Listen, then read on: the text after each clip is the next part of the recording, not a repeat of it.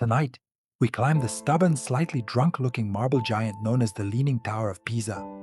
It is an 800-year-old architectural disaster that survived wars, earthquakes, and dictators, simply because medieval builders accidentally balanced a masterpiece on top of soft clay. So, dim the lights, sink into your pillows, and let the ambient hum of the night settle in. Have you ever wondered why humanity's most immortal monuments are sometimes its greatest mistakes? Welcome back to Millennia Tales. Before we let the echoes of the past pull us into the shadows tonight, I have to ask, where in the world are you tuning in from? And what time is it for you right now? Let me know in the comments below. Hey guys, long before the Leaning Tower of Pisa became the world's most famous crooked building, the city of Pisa was one of the richest and most powerful places in medieval Europe. Today, Pisa is mostly associated with tourists pretending to hold up a leaning tower while their exhausted friends crouch in parking lots, trying to take the photo at the correct angle. But in the 11th and 12th centuries, Pisa was known for something much more serious: ships, trade, war, and enormous civic ego. Pisa was one of the great maritime republics of Italy, competing fiercely with rivals like Venice and Genoa for dominance. Across the Mediterranean, merchant ships packed the harbor daily, carrying spices, silk, silver, wine, timber, and occasionally, angry soldiers. Wealth poured into the city from trade routes stretching across Europe and North Africa, and naturally, when medieval cities became wealthy, they responded with calm financial responsibility and modest urban planning, which is another way of saying they immediately started building gigantic marble monuments to flex on neighboring cities. The leaders of Pisa wanted visitors to arrive and instantly think, "My God, these people are important," preferably before taxing them. At the center of Pisa rose the magnificent religious complex now known as the Piazza dei Miracoli, the Square of Miracles, a wonderfully humble name chosen by people who clearly believed subtlety was for poor cities. The cathedral came first, then the baptistery, then the cemetery. Together, the structures gleamed brilliantly beneath the Tuscan sun, covered in white marble and decorated with elegant arches and columns. But the city still lacked one final masterpiece, a giant bell tower that would dominate the skyline and announce Pisa's for generations. The tower was supposed to symbolize strength, stability, and divine favor, which makes what happened next significantly funnier. Construction began in the year 1173. Workers arrived, hauling marble blocks, ropes, pulleys, scaffolding, and the kind of dangerous optimism common before modern engineering existed.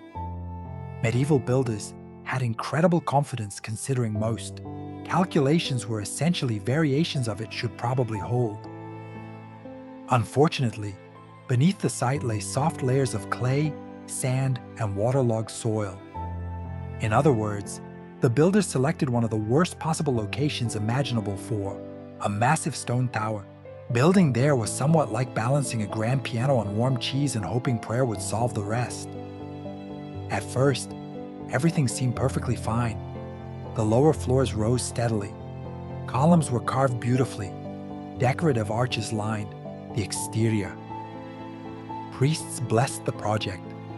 Wealthy patrons admired it, while understanding absolutely nothing about foundation stability. Then, the structure reached several stories high, and slowly, almost politely, the ground beneath one side began sinking.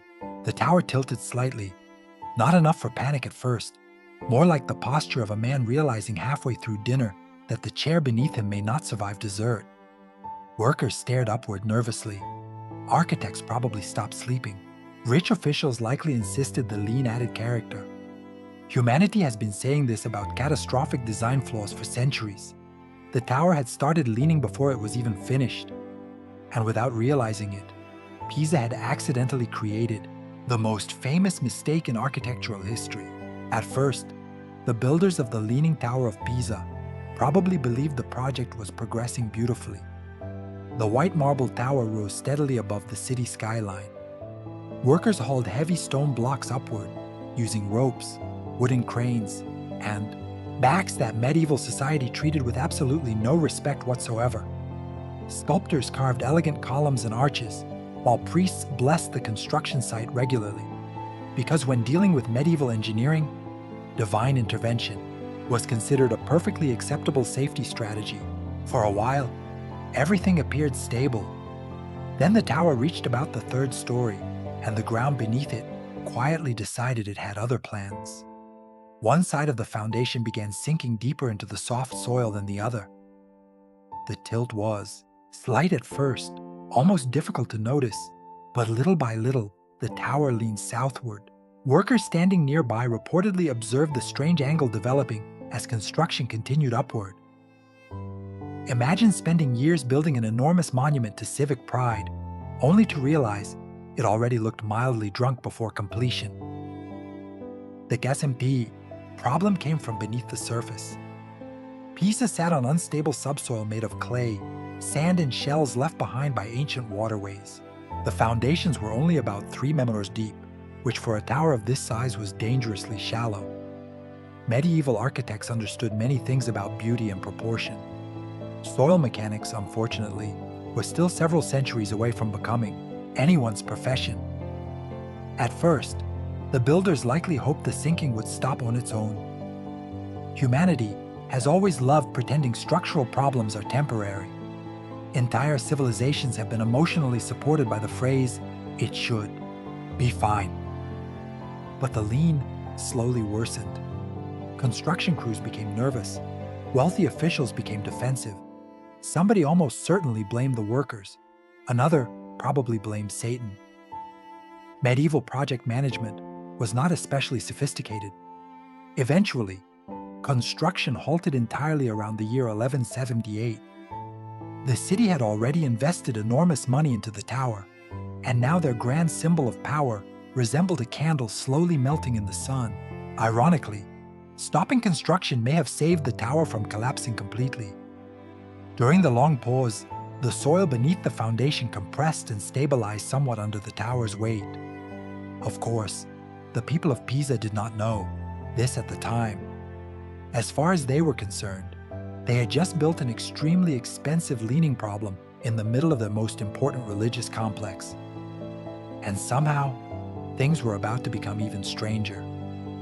After construction stopped, on the Leaning Tower of Pisa, the people of Pisa faced an uncomfortable reality. Their grand marble bell tower was leaning.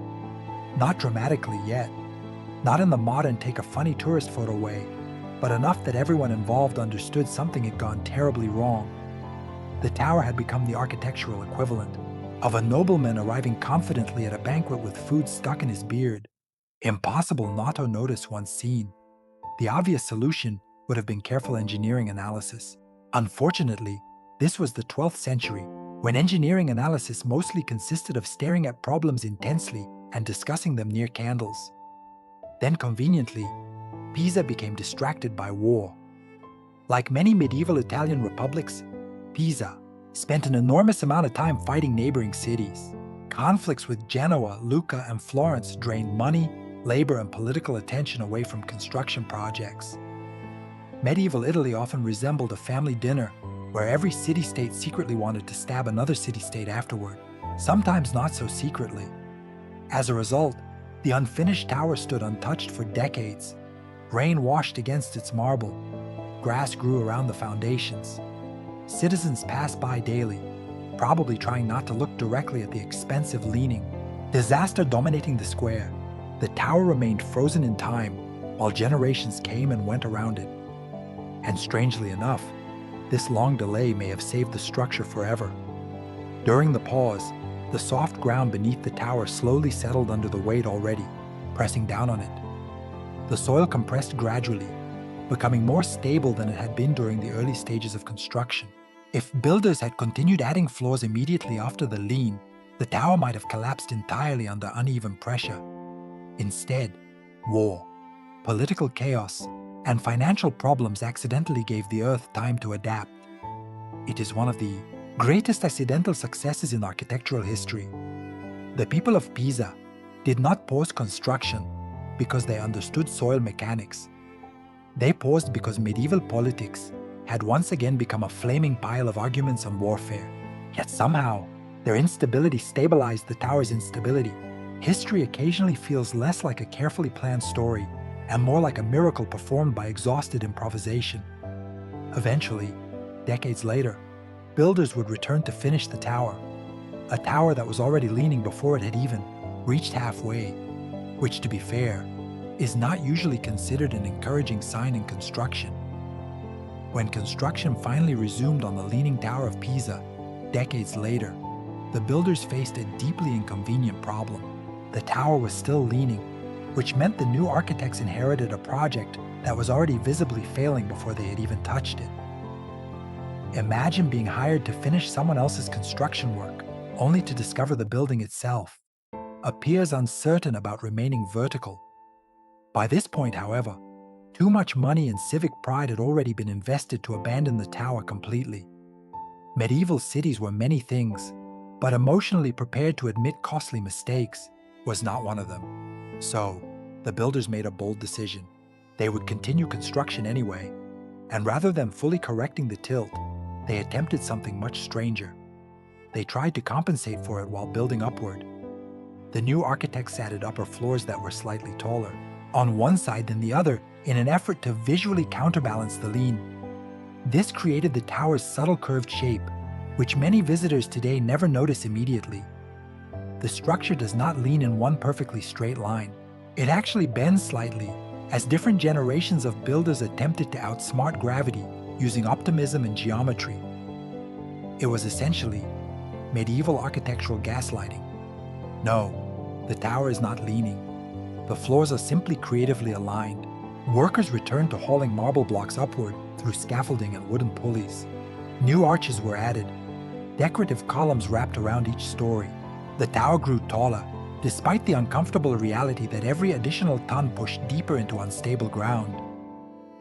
And still, the lean continued. Slowly, relentlessly, the people of Pisa watched their great bell tower transform into something increasingly unique. At first, the tilt had been embarrassing. Now, it was becoming impossible to separate from the tower itself. Visitors began talking about it. Travelers described it. Some admired the strange beauty of the structure. Others predicted its inevitable collapse with the confidence humans always display right before history embarrasses them. Yet somehow, the tower remained standing. By the late 13th century, several more levels had been completed. The white marble exterior gleamed brilliantly in the Tuscan sunlight, while the entire structure quietly drifted off-center like a ship losing interest in the sea. And despite all logic, the Leaning Tower had become beautiful. Not because it was flawless, but because it wasn't. Which is unfortunate news for perfectionists everywhere. The builders pressed onward toward the final stage of construction, determined to finish the tower once and for all. Even if the building itself seemed committed to becoming Italy's tallest long-term engineering concern, after generations of delays, corrections, arguments, and increasingly nervous construction decisions, the Leaning Tower of Pisa was finally nearing completion. By the early 14th century, workers had added the final bell chamber at the top of the structure. Against all expectations, the tower still stood. Leaning noticeably now, certainly, but standing. Which honestly, must have felt slightly insulting to gravity at that point. The upper section of the tower featured elegant open arches where the bells would hang high above the city skyline. From below, the white marble structure looked graceful and luminous beneath the Tuscan sun. From certain angles, you could almost forget it was slowly attempting to leave the vertical world entirely. Eventually, 7 bells were installed inside the tower. Each bell corresponded to a musical note, forming a complete scale. Their sound echoed across Pisa during religious ceremonies, celebrations, funerals, warnings, and public announcements. In medieval Europe, bells controlled daily life. They told people when to pray, when to work, when danger approached, and occasionally when someone important had died after eating suspicious fish. The sound of church bells shaped the rhythm of entire cities, and now Pisa possessed one of the most remarkable bell towers in Christendom. Not because it was the tallest, not because it was the most beautiful, but because it looked permanently moments away from disaster. The completed tower reached roughly 56 meters in height and weighed thousands of tons. Yet, despite the unstable soil beneath it, despite the shallow foundation, despite decades of engineering improvisation, the structure continued standing year after year. At first, many people likely expected eventual collapse. Some visitors probably avoided standing too close to it. Others may have stared upward, wondering whether today might finally be the day the tower surrendered to physics. But the collapse never came. Instead, something unexpected happened. People began loving the tower precisely because it leaned. The flaw transformed the building into something memorable. A perfectly straight bell tower might impress visitors briefly before blending into the countless other towers scattered across medieval Europe. But Pisa's tower stayed in the mind.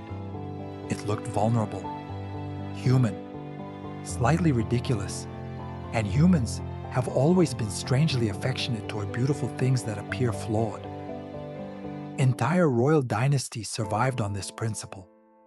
As decades passed, travelers arriving in Pisa increasingly spoke about the strange leaning tower dominating the skyline. The embarrassment slowly evolved into identity. Without fully realizing it yet, Pisa had turned an engineering mistake into a legend.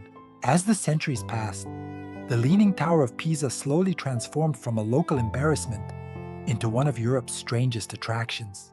Travelers arriving in Pisa often came expecting a prosperous Italian city filled with churches, merchants, and busy streets. What they did not expect was a massive marble tower visibly leaning to one side as though it had just heard deeply disappointing news. And naturally, people could not stop talking about it. Medieval travelers described the tower in journals and letters. Merchants carried stories about it across Europe. Pilgrims stopped to stare upward in confusion. Scholars debated whether the structure was brilliant, cursed, or simply evidence that wealthy cities should occasionally listen to engineers. The tower became famous because it looked impossible.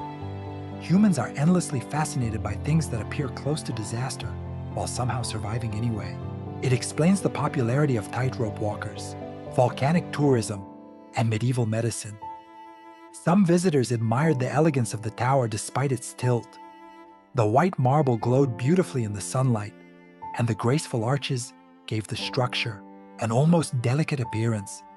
Others, however, saw only danger. To them, the tower looked like an expensive accident frozen in time, and to be fair, it absolutely was. By this point, the lean had become impossible to hide or minimize. The people of Pisa could no longer pretend the tower merely had character. It visibly tilted enough that strangers arriving in the city immediately noticed it. Children probably pointed at it. Rival cities definitely mocked it. Somewhere in Florence, an architect was almost certainly smiling with unbearable smugness. Yet the tower continued standing decade after decade. Winter storms battered it.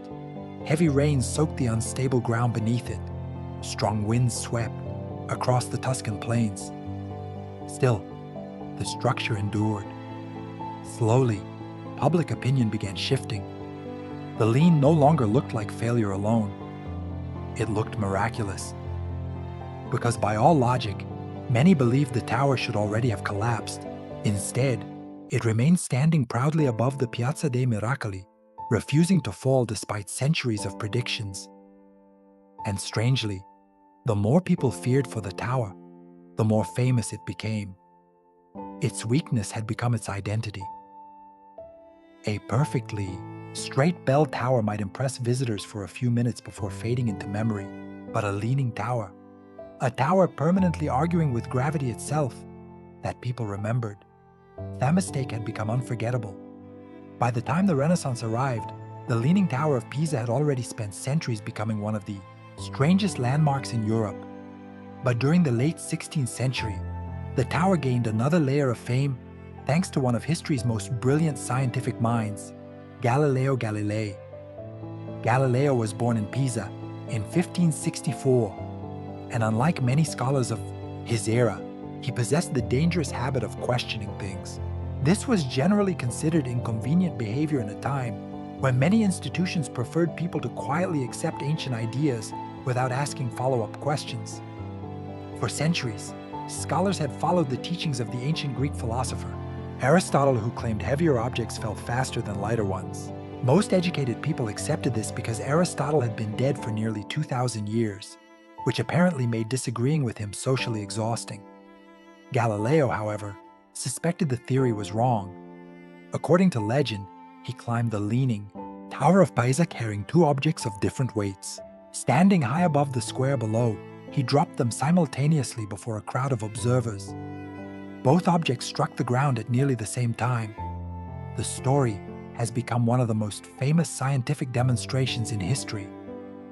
Though historians still debate whether the experiment truly happened exactly as later accounts describe, the legend became permanently tied to the tower itself, and honestly, it feels strangely appropriate. A leaning tower questioning gravity alongside a scientist questioning ancient assumptions. The entire situation sounds like the Renaissance trying very hard to become symbolic. Whether the experiment occurred precisely that way or not, Galileo's work revolutionized physics and laid foundations for modern science.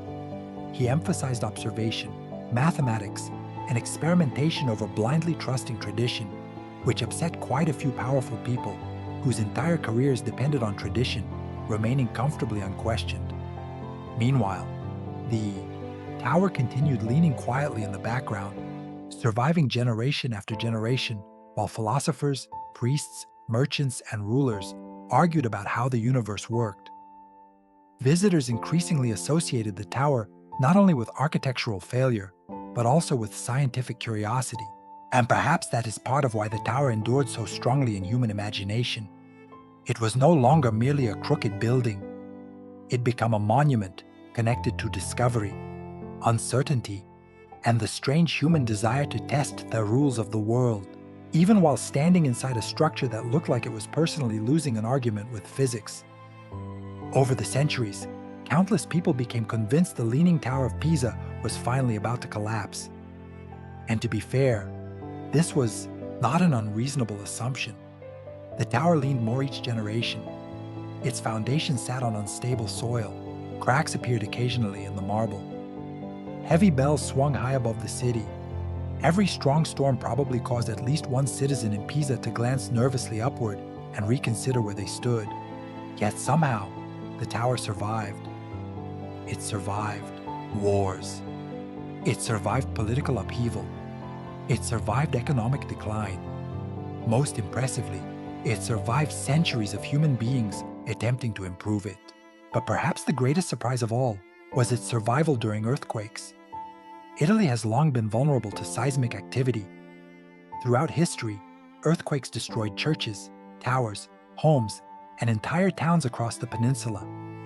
Buildings collapsed suddenly, often within moments. Yet, the Leaning Tower of Pisa remained standing through earthquake after earthquake, stubbornly refusing to fall.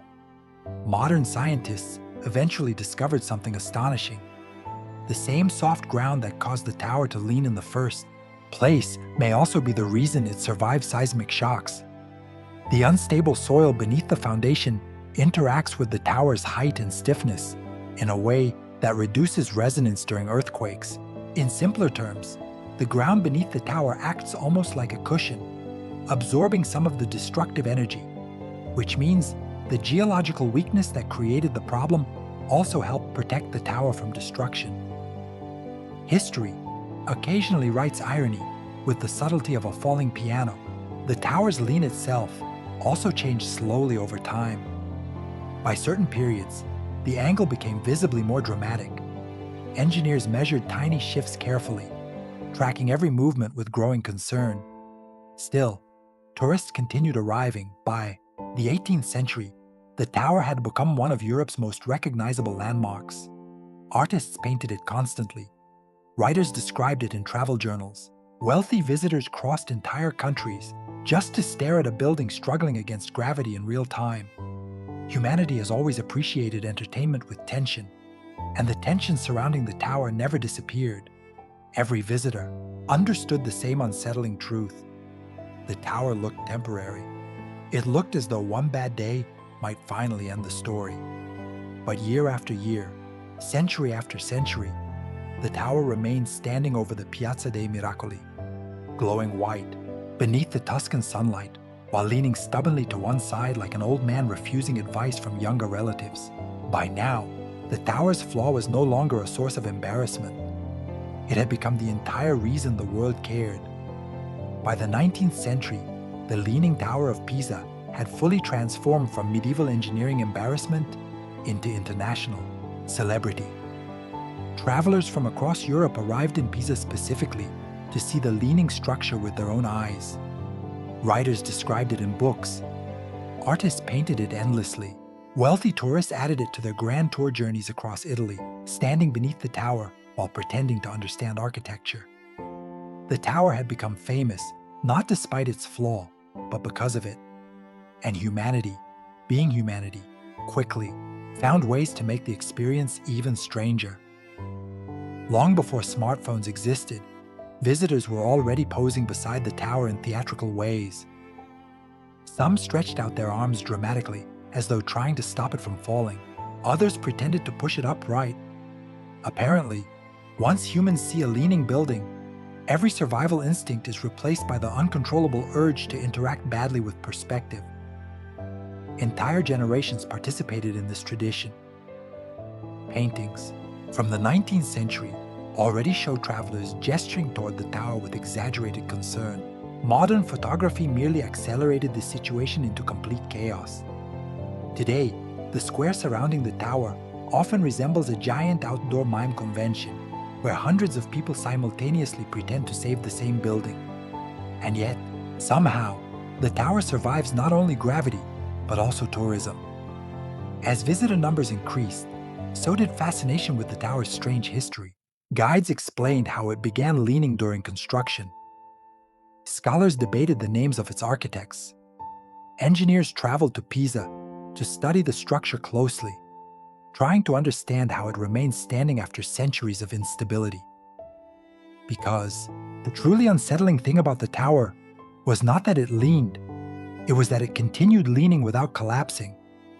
By this point, the tower had survived storms, earthquakes, wars, and political revolutions. Entire kingdoms disappeared while the tower quietly remained in place, still leaning over the Piazza dei Miracoli, like a man listening suspiciously to gossip. Its fame spread far beyond Italy. Postcards carried its image across the world.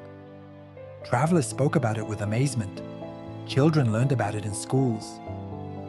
And slowly, the Leaning Tower of Pisa became something larger than architecture itself. It became a symbol of imperfection surviving against all logic. A perfect tower might have impressed historians, but a flawed tower that refused to fall captured the imagination of millions. Humans often admire resilience more than perfection, mostly because perfection feels unrealistic and slightly irritating. The tower's mistake had officially become immortal. In the 20th century, the Leaning Tower of Pisa faced one of the greatest threats in its history. Not an earthquake, not war, not gravity. A politician with confidence. During the 1920s and 30s, Benito Mussolini ruled Italy and became obsessed with projecting strength, discipline, and national pride. Fascist propaganda celebrated order, power, and perfection. Unfortunately for Mussolini, Italy's most famous landmark looked like it had lost a fight with basic balance. Mussolini hated the lean. To him, the tower appeared weak and embarrassing, an awkward symbol for a regime trying very hard to look unstoppable.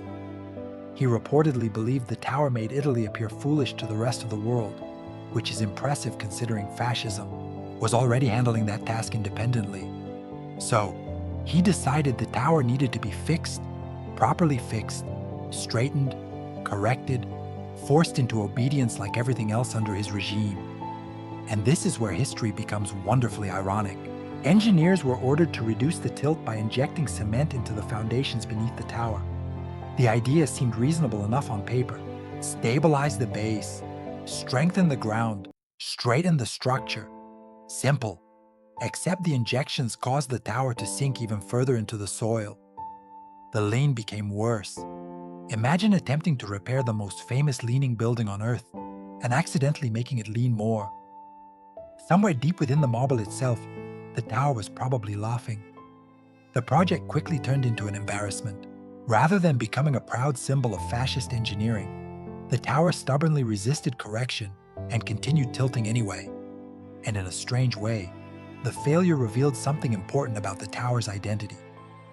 People no longer wanted it straight. Its flaw had become sacred.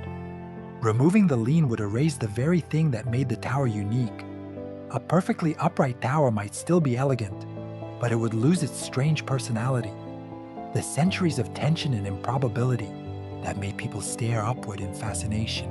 The failed restoration attempt ended quietly, and the tower remained leaning above the Piazza dei Miracoli, exactly as the world expected it to. Crooked, beautiful, slightly concerning.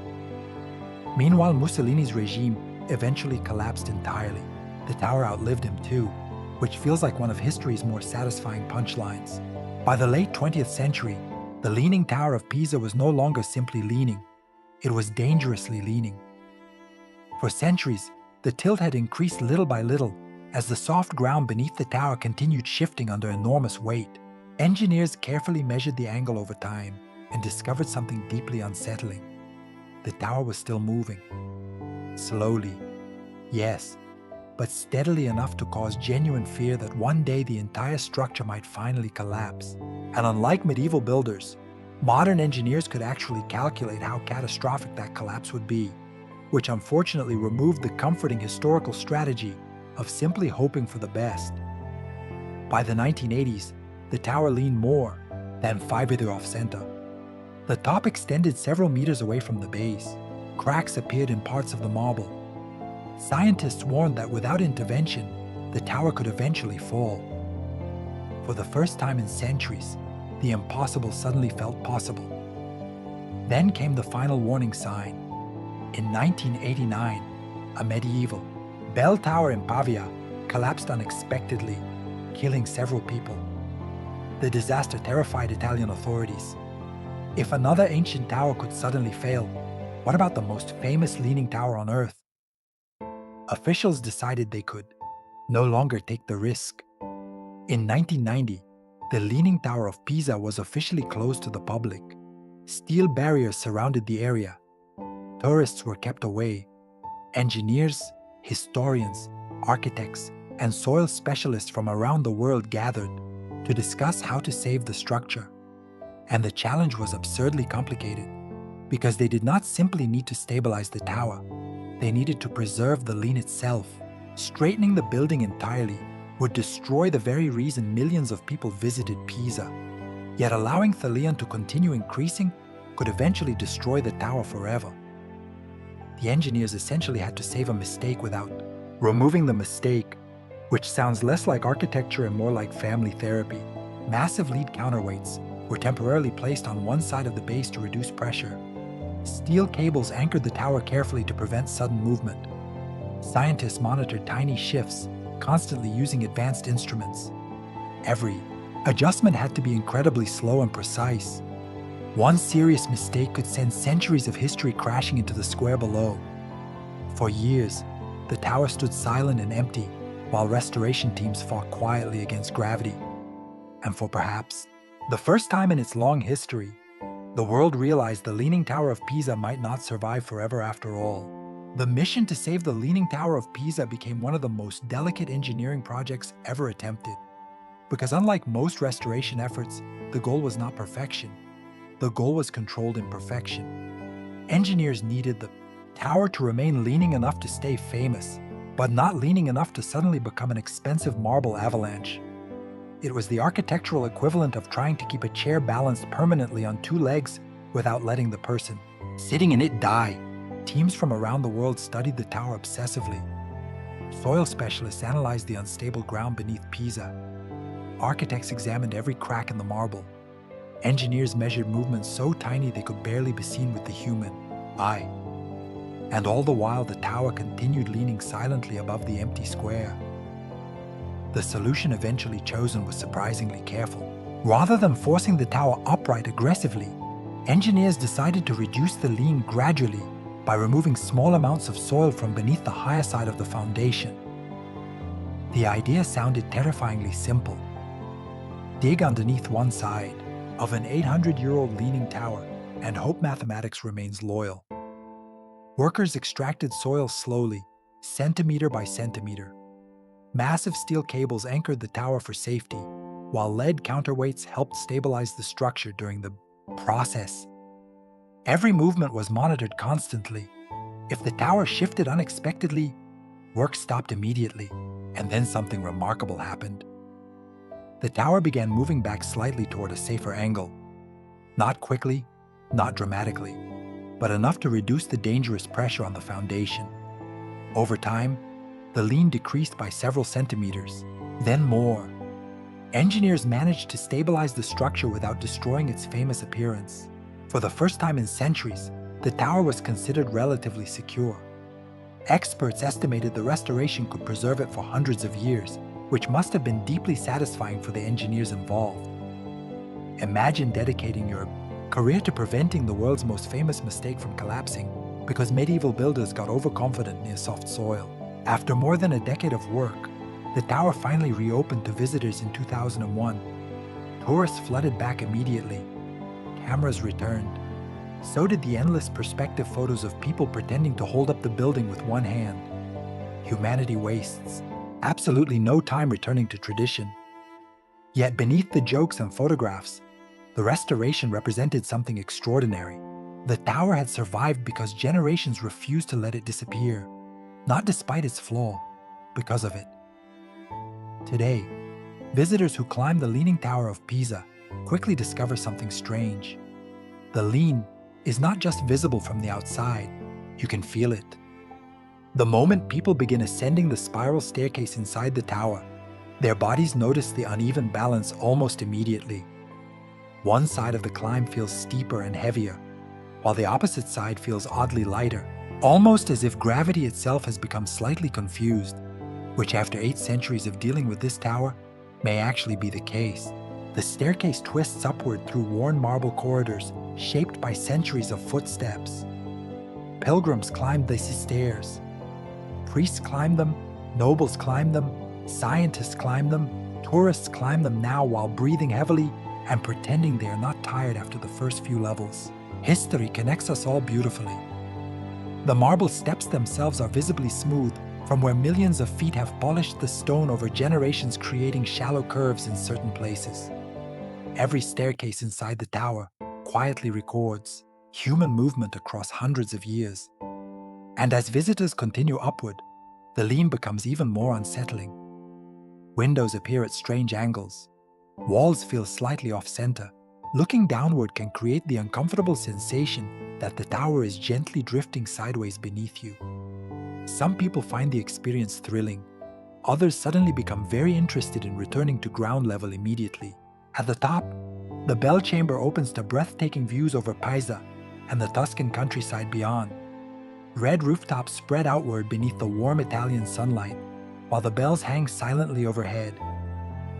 For centuries, those bells marked the rhythm of life in Pisa. They announced prayer, celebration, mourning, danger, and time itself. Their sound echoed across the city, while the tower carrying them leaned quietly year after year, and perhaps that is what feels most surreal when standing at the summit. The tower should not feel permanent. Everything about it suggests fragility. The tilt creates constant tension in the mind, as though collapse might arrive at any moment. Yet, the structure has remained standing through medieval wars, Renaissance politics, earthquakes, dictatorships, restorations, and modern tourism. It has become one of the rare buildings on Earth whose weakness created its greatness. A perfectly straight tower would simply be admired, but a leaning tower forces people to feel something deeper: uncertainty, curiosity, anxiety, wonder. And humans, for reasons no historian has fully explained, absolutely love buildings that look mildly concerned about their own survival. By now, the Leaning Tower of Pisa had become far more than a medieval bell tower. It had become one of the most recognizable buildings on Earth. People who know almost nothing about medieval Italy still recognize its silhouette instantly. Children can identify it. Tourists dream about visiting it. Entire generations have grown up seeing photographs of the tower leaning against the Tuscan sky, while crowds below pretend to save it using forced perspective and questionable arm positioning. And the strange thing is, none of that would have happened if the tower had been built correctly. If the structure had remained perfectly straight, it would still be beautiful, certainly. Historians would admire it. Architects would study it. Tourists might stop by briefly while visiting Pisa, but would not have become immortal. Europe already possesses countless magnificent towers, cathedrals, and churches. Many are taller than Pisa's tower. Many are more elaborate. Some are arguably more impressive from an engineering standpoint. But very few provoke the same immediate, emotional reaction, because perfection is often admired briefly. Imperfection is remembered. The Leaning Tower of Pisa feels strangely human. It looks unstable, vulnerable, flawed. Yet it survives anyway. People see the tower leaning awkwardly against gravity and unconsciously recognize something familiar about it. History itself is full of accidents, mistakes, improvisation, and survival. Entire empires were built by people who barely understood what they were doing half the time. Medieval architects certainly did not sit around confidently discussing soil compression models over espresso. Most large projects throughout history succeeded through stubborn persistence, luck, and generations solving problems created by previous generations. Civilization is basically a relay race involving unfinished repairs. The tower embodies that perfectly. Its lean creates tension every time someone looks at it. The human brain immediately senses imbalance and expects collapse. Yet, the collapse never comes. That contradiction keeps people fascinated. Even artists and writers became captivated by the symbolism of the tower. Some saw resilience in it. Others saw beauty in imperfection. A few probably just thought it looked funny, which, to be fair, it does. And perhaps that is the real reason the tower became immortal. Not because it was flawless, but because it survived being flawed. The builders who first noticed the tilt likely believed they had failed disastrously. They could never have imagined that centuries later, millions of people would travel across the world specifically to admire the mistake they could not prevent. History has a dark sense of humor sometimes. For more than 8 centuries, the Leaning Tower of Pisa has continued leaning quietly beneath the Tuscan sun. Empires rose and disappeared around it. Kings ruled and died. Wars reshaped Europe. Entire political systems collapsed into history, while the tower remained standing in the same square, still tilted stubbornly to one side like an old man refusing to sit properly in his chair. The medieval Republic of Pisa eventually lost much of its power. Rival cities overtook it. Trade routes changed. Armies marched across Italy generation after generation. Yet, the tower endured through every transformation, surviving long after the ambitions of the people who built it had faded away. And perhaps that is the strangest part of the story. The tower's creators never intended it to lean. The architects dreamed of symmetry, strength, and perfection. They wanted a flawless monument to civic pride. Instead, unstable ground transformed their masterpiece into the most famous construction error in history. Yet, the mistake became more powerful than the original vision ever could have been. Millions of visitors now travel to Pisa every year, not to admire perfection, but to admire survival. They come to see a building that should not still exist, a tower that spent centuries appearing permanently close to disaster, while somehow refusing to fall. The Leaning Tower became immortal because it feels alive in a way perfectly balanced structures rarely do. A straight tower simply stands there, confidently, but Pisa's tower seems to struggle, to resist, to endure. People unconsciously root for it every time they see it. Even now, visitors stare upward with the same quiet thought humans have carried for centuries. How is that thing still standing? And honestly, that question may never lose its magic. Modern engineers believe the tower is now stable for generations to come. Careful restoration reduced the dangerous tilt while preserving its iconic appearance. The bells remain suspended above the city. Tourists continue climbing the worn spiral staircase. Cameras flash endlessly in the square below. The mistake survived. Not hidden, not corrected completely. Preserved, celebrated, loved. There is something oddly comforting about that. History often remembers flaws more vividly than perfection. The crooked tower outlived the proud politicians who funded it, the architects who worried over it, and the critics who predicted its collapse. And after 800 years, the Leaning Tower of Pisa still stands exactly as the world wants it to stand. Beautifully imperfect, still leaning, still defying gravity, and still quietly embarrassing engineers across multiple centuries. Ancient Rome enjoyed spectacle with the enthusiasm of a civilization that had discovered plumbing, concrete, and the deeply relaxing experience of watching strangers stab each other in public. The Colosseum thundered with roaring crowds, gambling senators, sweaty vendors selling snacks, and emperors pretending this was all somehow connected to Roman virtue. Usually, the stars of the show were male gladiators, prisoners, slaves, criminals, or desperate volunteers trying to earn fame before losing several important organs. But every so often, the crowd witnessed something far more shocking. Women entered the arena.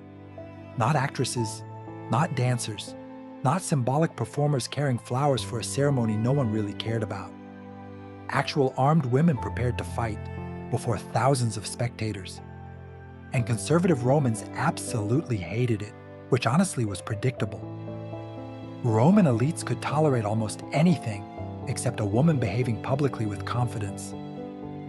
The female gladiators of Rome, called Gladiatrices, were rare but very real. Ancient writers mentioned them with a mixture of fascination and horror, the same tone usually reserved for volcanic eruptions or tax collectors. Wealthy audiences packed amphitheaters to see them fight because novelty mattered in Roman entertainment. After enough executions, animal hunts, and ordinary sword fights, the empire eventually reached the point where someone probably said, "What if the gladiator also scandalized senators merely by existing?" And so the games adapted. Most Roman women were expected to live quiet, controlled lives.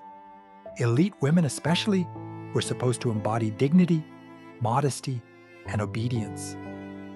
A respectable Roman matron managed the household, produced children, attended ceremonies, and avoided attracting public attention. Ideally, she was graceful, reserved, and invisible enough to make old senators comfortable during dinner conversations. Female gladiators represented the complete opposite. They trained publicly. They fought half naked by Roman standards. They displayed physical strength, aggression, and independence in front of massive crowds. Worst of all, people actually cheered for them. Somewhere in Rome, an elderly philosopher was probably sighing into his wine while writing another essay, titled, "Why Society is Collapsing." The gladiatrices themselves often came from lower classes, slavery, or desperate financial situations. Some may have volunteered for fame or survival. Others were likely forced into the arena by owners eager to profit from spectacle. Either way, entering gladiatorial combat meant sacrificing social status for notoriety. Still, audiences loved them because Rome claimed to worship discipline and tradition, but secretly adored chaos wearing bronze armor. Once a woman entered the gladiatorial world, her old life effectively ended. Rome did not casually allow respectable citizens to pick up a sword and join the entertainment industry. This was not a charming extracurricular activity like poetry or philosophy. Gladiators existed at the bottom of Roman society, somewhere between criminals and actors, which to many Roman senators was practically the same thing. Female gladiators trained inside gladiator schools called ludi. These were harsh compounds run by lanistae, the managers and owners of fighters. A lanista combined the qualities of a boxing coach, prison warden, businessman, and occasionally a man who looked at another human being and thought, yes, this one could probably survive 3 rounds against a trident. Training was brutal. The women woke early, exercised constantly, and practiced with wooden weapons heavier than real swords. The logic was simple. If you trained with heavier equipment, real combat might feel easier, or at least slightly less fatal. Roman instructors drilled footwork, shield positioning, balance, and attack patterns endlessly. A single mistake in the arena could mean death, permanent injury, or embarrassment in front of 20,000 screaming spectators. In Roman culture, the last one was arguably the worst. Many gladiatrices probably fought in lighter armor than men. Roman audiences enjoyed spectacle, and promoters understood that exotic or unusual fighters sold tickets. Some female gladiators battled bareheaded with minimal protection, allowing crowds to clearly see their faces and recognize that yes, Rome had indeed reached the point where armored women were hitting each other with swords for public entertainment. Naturally, people bought snacks and applauded. Ancient evidence suggests that some female fighters adopted stage names, much like male gladiators. Arena combat was part sport, part theater. Fighters developed reputations, rivalries, and fan followings. Graffiti praising successful gladiators appeared across Roman cities. Somewhere in Pompeii, a Roman citizen was probably carving Saludos. The Thracian makes all the girls sigh into a wall while avoiding actual responsibilities. Female fighters likely attracted even greater curiosity, but despite the attention, their lives remained dangerous and uncertain. Gladiators belonged to owners. Their bodies were investments. Victory brought fame and possibly money, but injury could erase everything instantly. One bad fight, one mistimed step, and the cheering crowd would move on to the next spectacle before your blood had even dried from the sand. Rome admired courage. It just preferred courage that remained profitable. The day of the games began long before the crowd arrived. Inside the tunnels beneath the amphitheater, gladiators prepared themselves in dim torchlight, surrounded by nervous breathing, clanking armor, and the smell of sweat, thick enough to qualify as a weather condition. Somewhere above them, thousands of Romans were finding their seats, arguing over bets, and purchasing watered wine from vendors who had absolutely touched every cup with the same hand. For female gladiators, entering the arena carried an extra layer of pressure. The crowd did not just want violence, they wanted novelty. Romans came to see something strange, forbidden, and slightly scandalous. A woman with a sword challenged everything respectable society claimed to value, which naturally made it excellent entertainment. When the Gladiatrices finally emerged into the sunlight, reactions were probably immediate. Some spectators cheered with excitement, others laughed. Conservative elites likely stared with the exhausted expression of men who had spent 30 years insisting civilization was collapsing because young people no longer appreciated traditional sacrifices properly. The female fighters themselves had little room for nerves. Arena combat required focus from the very first second. Gladiators fought in different styles depending on their equipment. Some used short swords and shields. Others carried spears or fought with curved blades. Every movement mattered. Sand shifted underfoot. Armor restricted breathing. Sweat blurred vision beneath the heat of the Mediterranean sun. Meanwhile, thousands of strangers screamed for blood like they were discussing sports statistics. And, despite what movies love showing, gladiator fights were not always chaotic death matches. Training schools invested significant money into their fighters. So many combats followed rules and referee supervision. Skilled gladiators were valuable assets. Killing one immediately after years of training was financially stupid, even by Roman standards. Of course, financial caution disappeared quickly once emperors wanted dramatic spectacles. Female gladiators often fought each other rather than male opponents. One famous relief discovered at Halicarnassus depicts two women named Amazon and Achillea battling in the arena.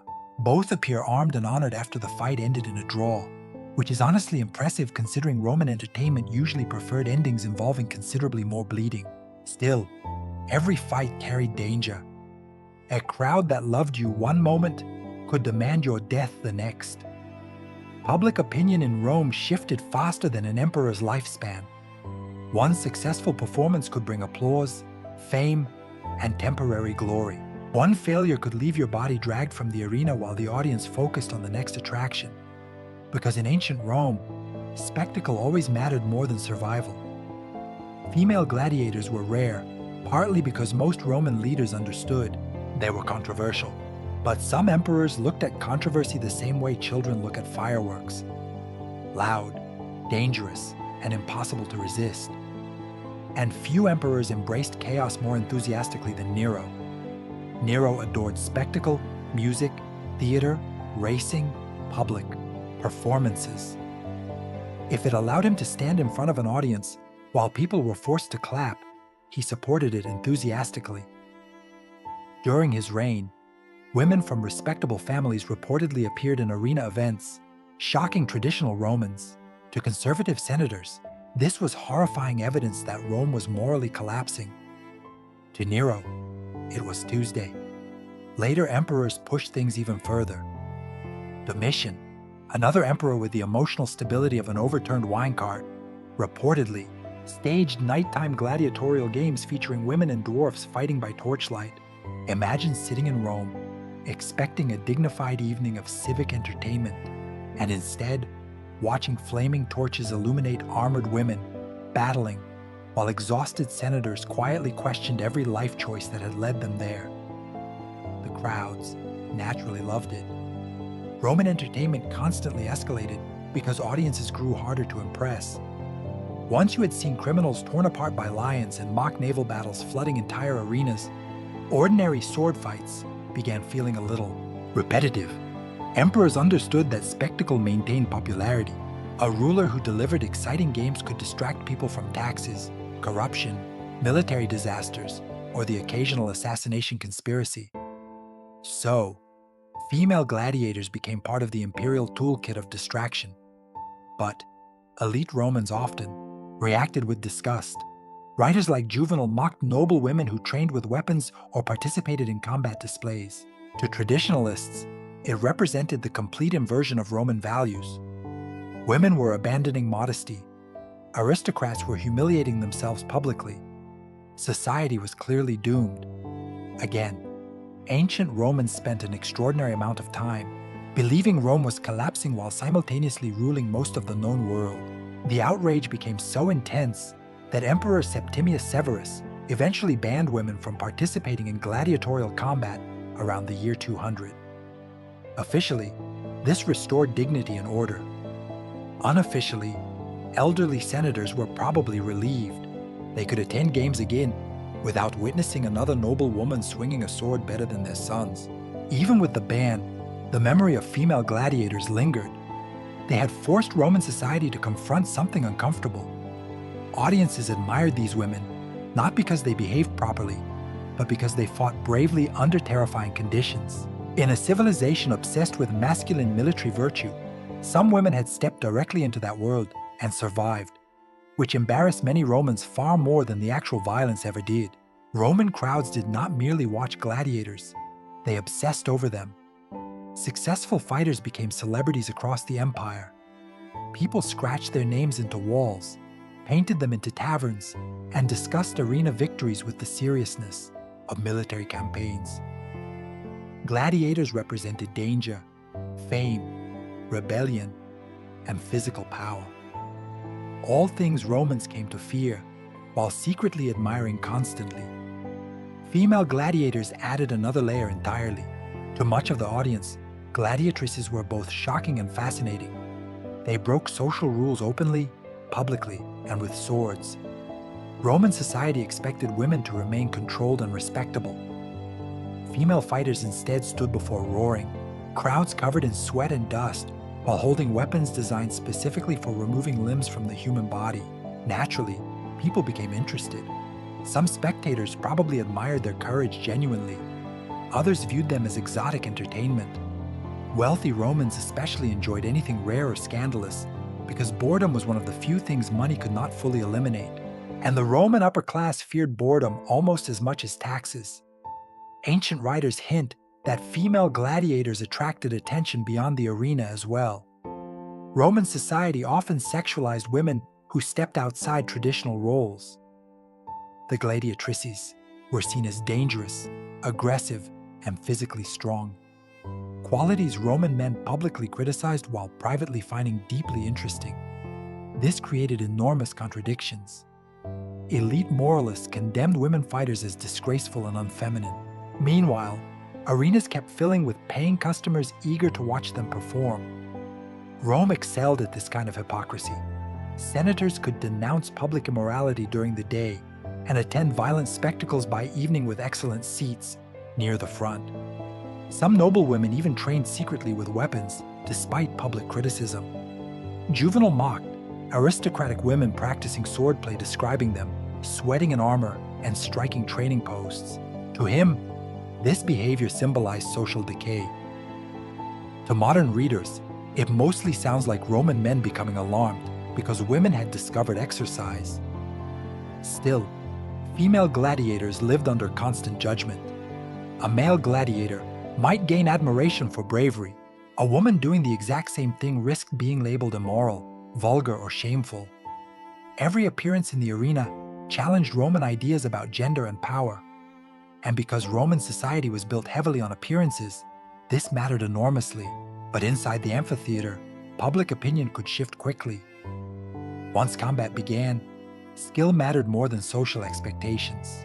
A crowd that entered laughing at the idea of women fighting could leave cheering for a skilled gladiatrix who fought fiercely under pressure. For a few brief moments in the arena, courage outweighed respectability. And conservative Romans absolutely despised how much the audience enjoyed that fact. Not every female gladiator was dragged unwillingly into the sands of the arena. Some women may have chosen that life themselves, which disturbed Roman society even more. Romans could understand slavery. They could understand punishment. They could even understand desperate poverty forcing people into violence. But a woman voluntarily deciding to fight for fame and money, that made conservative writers react like someone had set fire to the concept of tradition itself. And yet, for certain women, the arena offered opportunities unavailable anywhere else. Life for poor Roman women was brutally limited. Most spent their days trapped in exhausting labor, grinding grain, weaving cloth, hauling water, raising children, or serving wealthy households that barely acknowledged they existed. Survival depended on obedience and endurance. Glamour was rare, freedom was rarer. The arena, dangerous as it was, offered visibility. A successful gladiatrix could gain recognition, prizes, admiration, and perhaps enough money to improve her situation. Fame in Rome carried real power. Crowds adored spectacle, and skilled fighters became public figures almost overnight. Of course, the career path still involved a moderate risk of being stabbed to death in front of 20,000 people. But Roman society rarely offered safe career advancement to anyone. Some women likely entered gladiatorial schools voluntarily through contracts similar to male gladiators. Once signed, they legally surrendered parts of their personal freedom and social status. Roman law considered gladiators infames, people marked with public disgrace. This category also included actors and prostitutes, which tells you quite a lot about Roman moral priorities. You could slaughter another human being publicly and still be considered slightly more respectable than a stage performer. Still, the promise of fame remained powerful. Crowds cheered successful fighters regardless of gender. Skill earned admiration, courage earned applause, and inside the arena, a gladiatrix could command the attention of thousands in ways respectable. Roman women never could. That visibility frightened many elites. Roman society depended heavily on rigid social roles. Men ruled publicly. Women were expected to remain controlled and modest. Female gladiators shattered that image completely. They fought aggressively, embraced public attention, and gained popularity through physical strength rather than family connections or marriage alliances. In other words, they operated like men. And Rome tolerated many things. But women succeeding in masculine spaces made people deeply uncomfortable. Yet despite criticism, some gladiatrices stepped willingly into the arena anyway, because even in ancient Rome, there were always people willing to risk everything for freedom, survival, or the intoxicating sound of a crowd chanting their name beneath the roar of the amphitheater. Modern movies usually imagine female gladiators as heavily armored warriors dressed for cinematic slow motion. Ancient Rome, unfortunately, was less interested in realism. and far more interested in spectacle. The surviving evidence suggests gladiatrices often fought with surprisingly little armor. One of the most famous pieces of evidence comes from a carved relief discovered at Halicarnassus showing two female gladiators named Amazon and Achillea. The women carry shields and swords, wear protective gear on their legs and arms, and appear bareheaded. Their hairstyles are visible, making it unmistakably clear to the audience that these are women fighters and not simply smaller male gladiators, which was exactly the point. Roman games relied heavily on visual drama. Promoters wanted audiences to recognize unusual fighters instantly. Female gladiators were meant to shock, excite, and attract attention the moment they stepped into the arena. Full armor would hide too much of the spectacle, and Roman entertainment valued spectacle the way modern advertising values giant glowing signs screaming for your attention at 3 in the morning. Their equipment probably mirrored certain male gladiator classes. Some may have fought as Thracians with curved swords and small shields. Others may have carried short Roman gladi. Training and combat style mattered more than historical accuracy or fairness. The arena was entertainment first, survival second, and appearance mattered enormously. Gladiators became visual symbols of power and danger. Sweat-covered skin, scarred arms, battered shields, and dramatic entrances all added to the performance. Female fighters likely stood out immediately in a crowd accustomed to traditional Roman femininity. They represented something strange. Women displaying physical aggression, openly without apology. Ancient writers mocked this relentlessly. Juvenal sneered at noble women practicing combat exercises, describing them sweating beneath helmets and striking training posts. He clearly intended readers to feel horrified. Instead, many modern people read these passages and think, "So Roman." Women discovered fitness classes and men panicked immediately. The reality, though, was dangerous. Arena armor protected only certain body parts because mobility mattered more than safety. Gladiators accepted injuries constantly. Cuts, broken bones, infections, smashed teeth.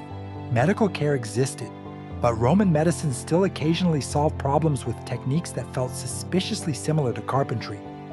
Yet, despite the risks, female gladiators created unforgettable images inside Roman culture. A woman emerging into the arena beneath the roar of the crowd, carrying a sword beneath the blazing Mediterranean sun, challenged centuries of social expectations in a single moment, and Romans could not decide whether to applaud, panic, or do both simultaneously. By the early 3rd century, female gladiators had become too controversial even for Rome, which was impressive considering this was an empire where emperors casually murdered relatives. Politicians bribed entire elections, and people gathered happily to watch criminals fight wild animals for entertainment. But apparently, women with swords were finally where civilization drew the line. Around the year 200, Emperor Septimius Severus officially banned women from gladiatorial combat. Ancient sources suggest the decision came after elite Roman women had begun participating in public contests and games more openly. Conservative society was horrified. Noble women were no longer simply watching spectacles. Some were becoming part of them. For traditional Romans, this felt deeply humiliating. The Roman upper class obsessed over dignity and social hierarchy. A senator's daughter was supposed to represent family honor through modesty and restraint. She was not supposed to appear in an arena while gamblers shouted odds from the crowd and drunk spectators demanded blood. And yet, the popularity of female fighters had clearly grown enough to worry authorities. The ban itself tells us something important. Women gladiators were not just isolated curiosities. If only 2 or 3 women had ever fought, emperors would not have bothered making laws about them. Rome passed bans when behavior became visible, embarrassing, or difficult to control. Most likely all 3. After the prohibition, female gladiators gradually disappeared from historical records. The great arenas of Rome continued operating for centuries, but the Gladiatrices faded into legend. Male gladiators remained symbols of Roman violence and entertainment, while women fighters became strange historical footnotes buried beneath centuries of male-centered history. But traces survived. Carvings, inscriptions, scattered writings, and angry complaints from Roman moralists all preserved fragments of their existence. Ironically, the people most offended by female gladiators ended up helping historians remember them. Every furious senator ranting about social decay accidentally left evidence that these women had genuinely mattered. And perhaps that is the most fascinating part. Female gladiators were rare, but they shattered expectations in one of the most rigid societies of the ancient world. They stepped into arenas built almost entirely for male violence and forced audiences to reconsider who could embody courage, strength, and spectacle, even if only briefly. Because Rome could tolerate brutality, corruption, greed, and political murder without much trouble. But women fighting skillfully before cheering crowds, that was apparently the true warning sign that the empire might be losing control of itself, at least according to men who spent afternoons watching people get eaten by leopards while discussing morality. For centuries, female gladiators were treated almost like a rumor. Historians focused on emperors, generals, senators, and famous male gladiators, while the gladiatrices lingered quietly at the edge of the historical record.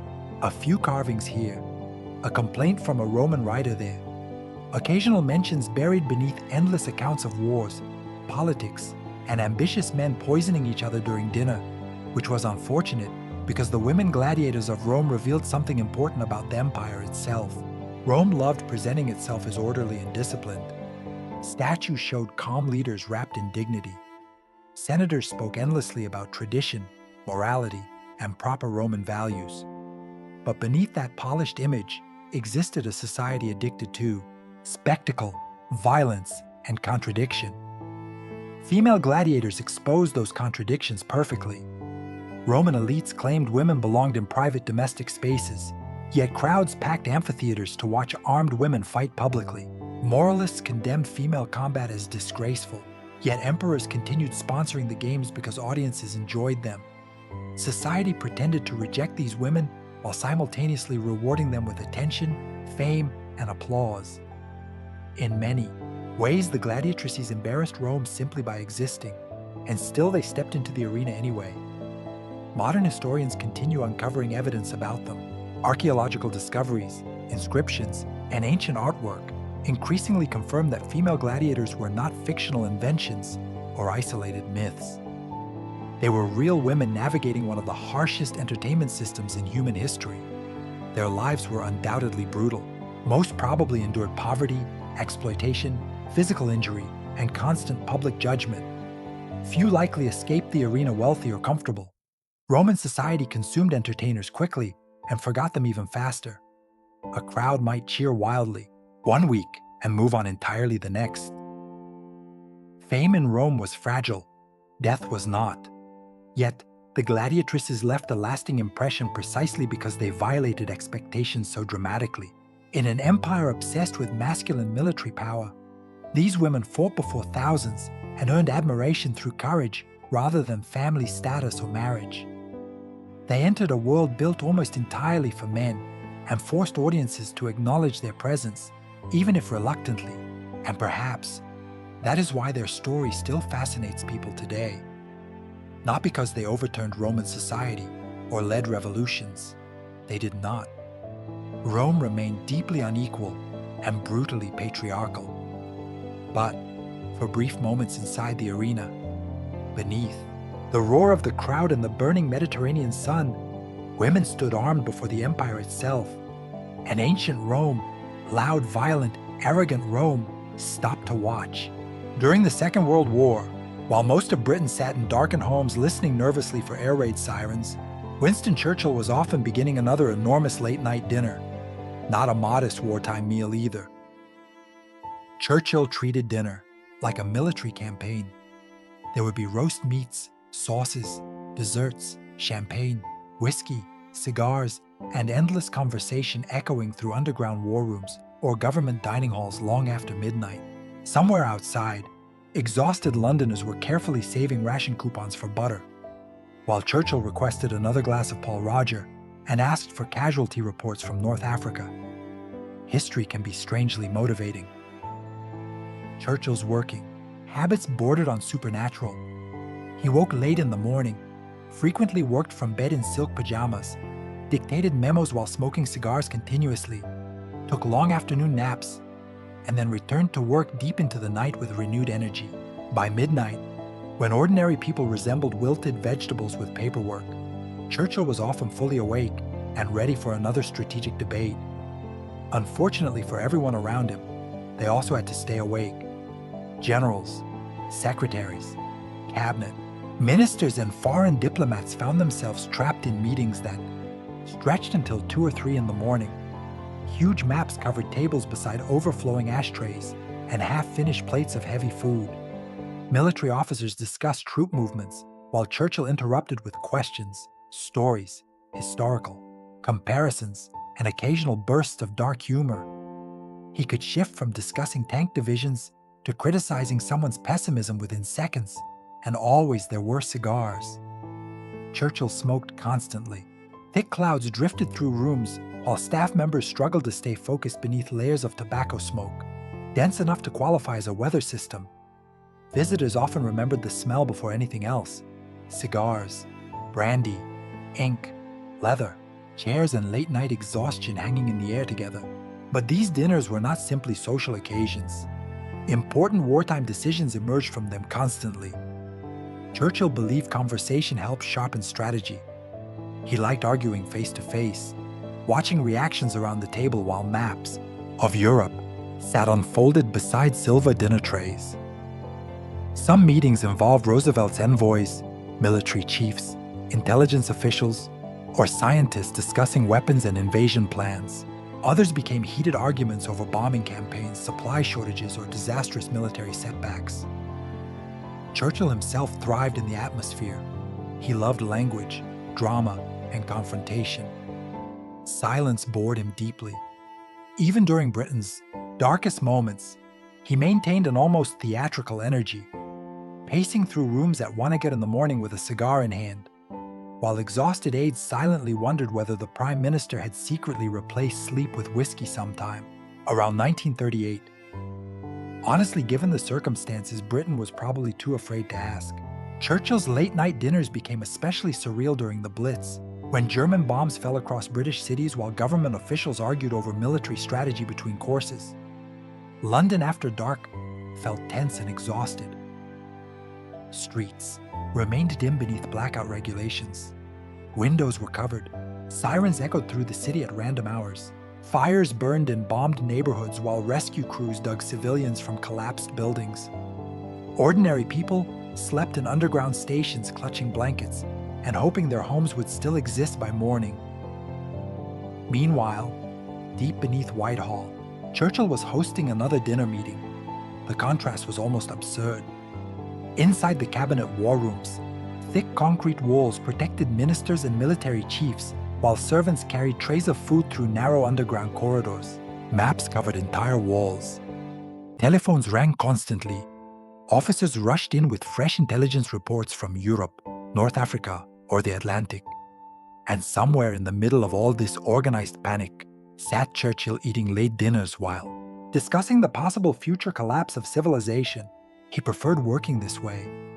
Churchill believed morale mattered enormously, especially during crisis. Maintaining routines, ceremony, and even became symbolic acts of resistance. If Britain's leaders behaved like terrified men hiding underground, the country itself might begin feeling defeated.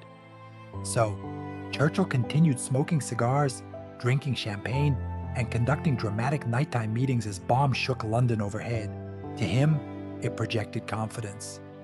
To exhausted staff members, it projected the terrifying possibility that the Prime Minister genuinely never intended to sleep again. Many dinners turned into strategic battlegrounds themselves. Churchill loved debate and often challenged his generals aggressively. He questioned invasion plans, naval operations, bombing campaigns, and troop deployments constantly. Officers presenting reports had to remain sharp long after midnight, while Churchill interrupted with historical examples from Napoleon, Marlborough, or ancient Rome. Sometimes he was brilliant. Sometimes he became stubborn enough to make seasoned. Commanders quietly stare at the ceiling and reconsider their career choices. The food itself was famously heavy. Churchill enjoyed rich meals even during wartime rationing.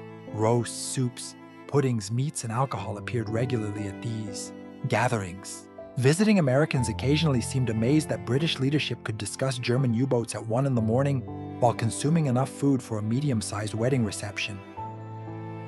And then there were the cigars. The rooms filled constantly, with thick smoke drifting over maps and documents.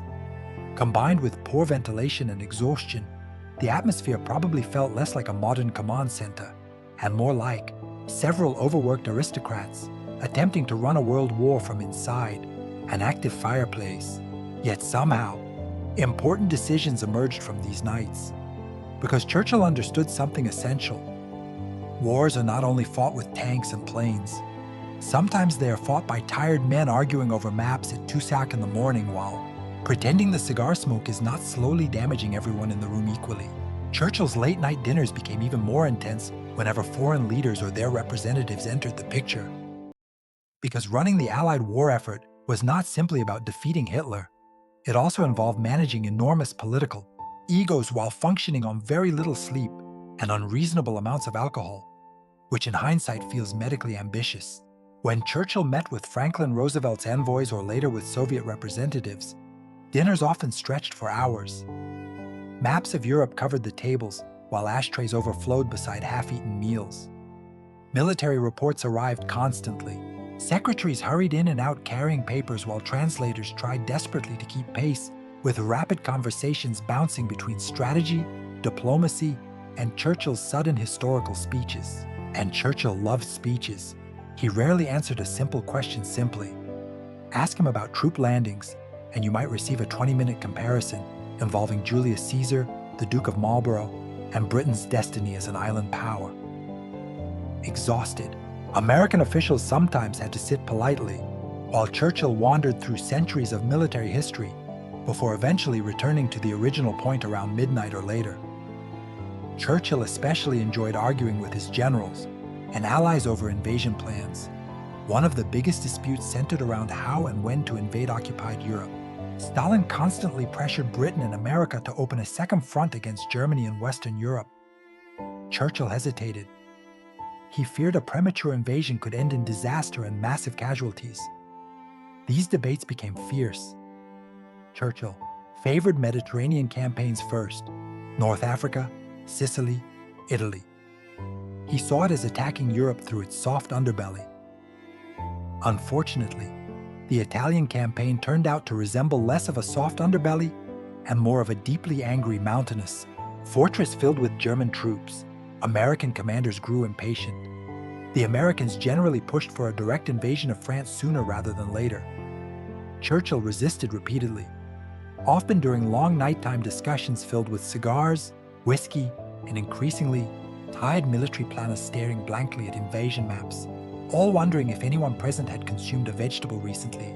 Still, Churchill remained mesmerizing in person. Witnesses described his incredible energy during these dinners.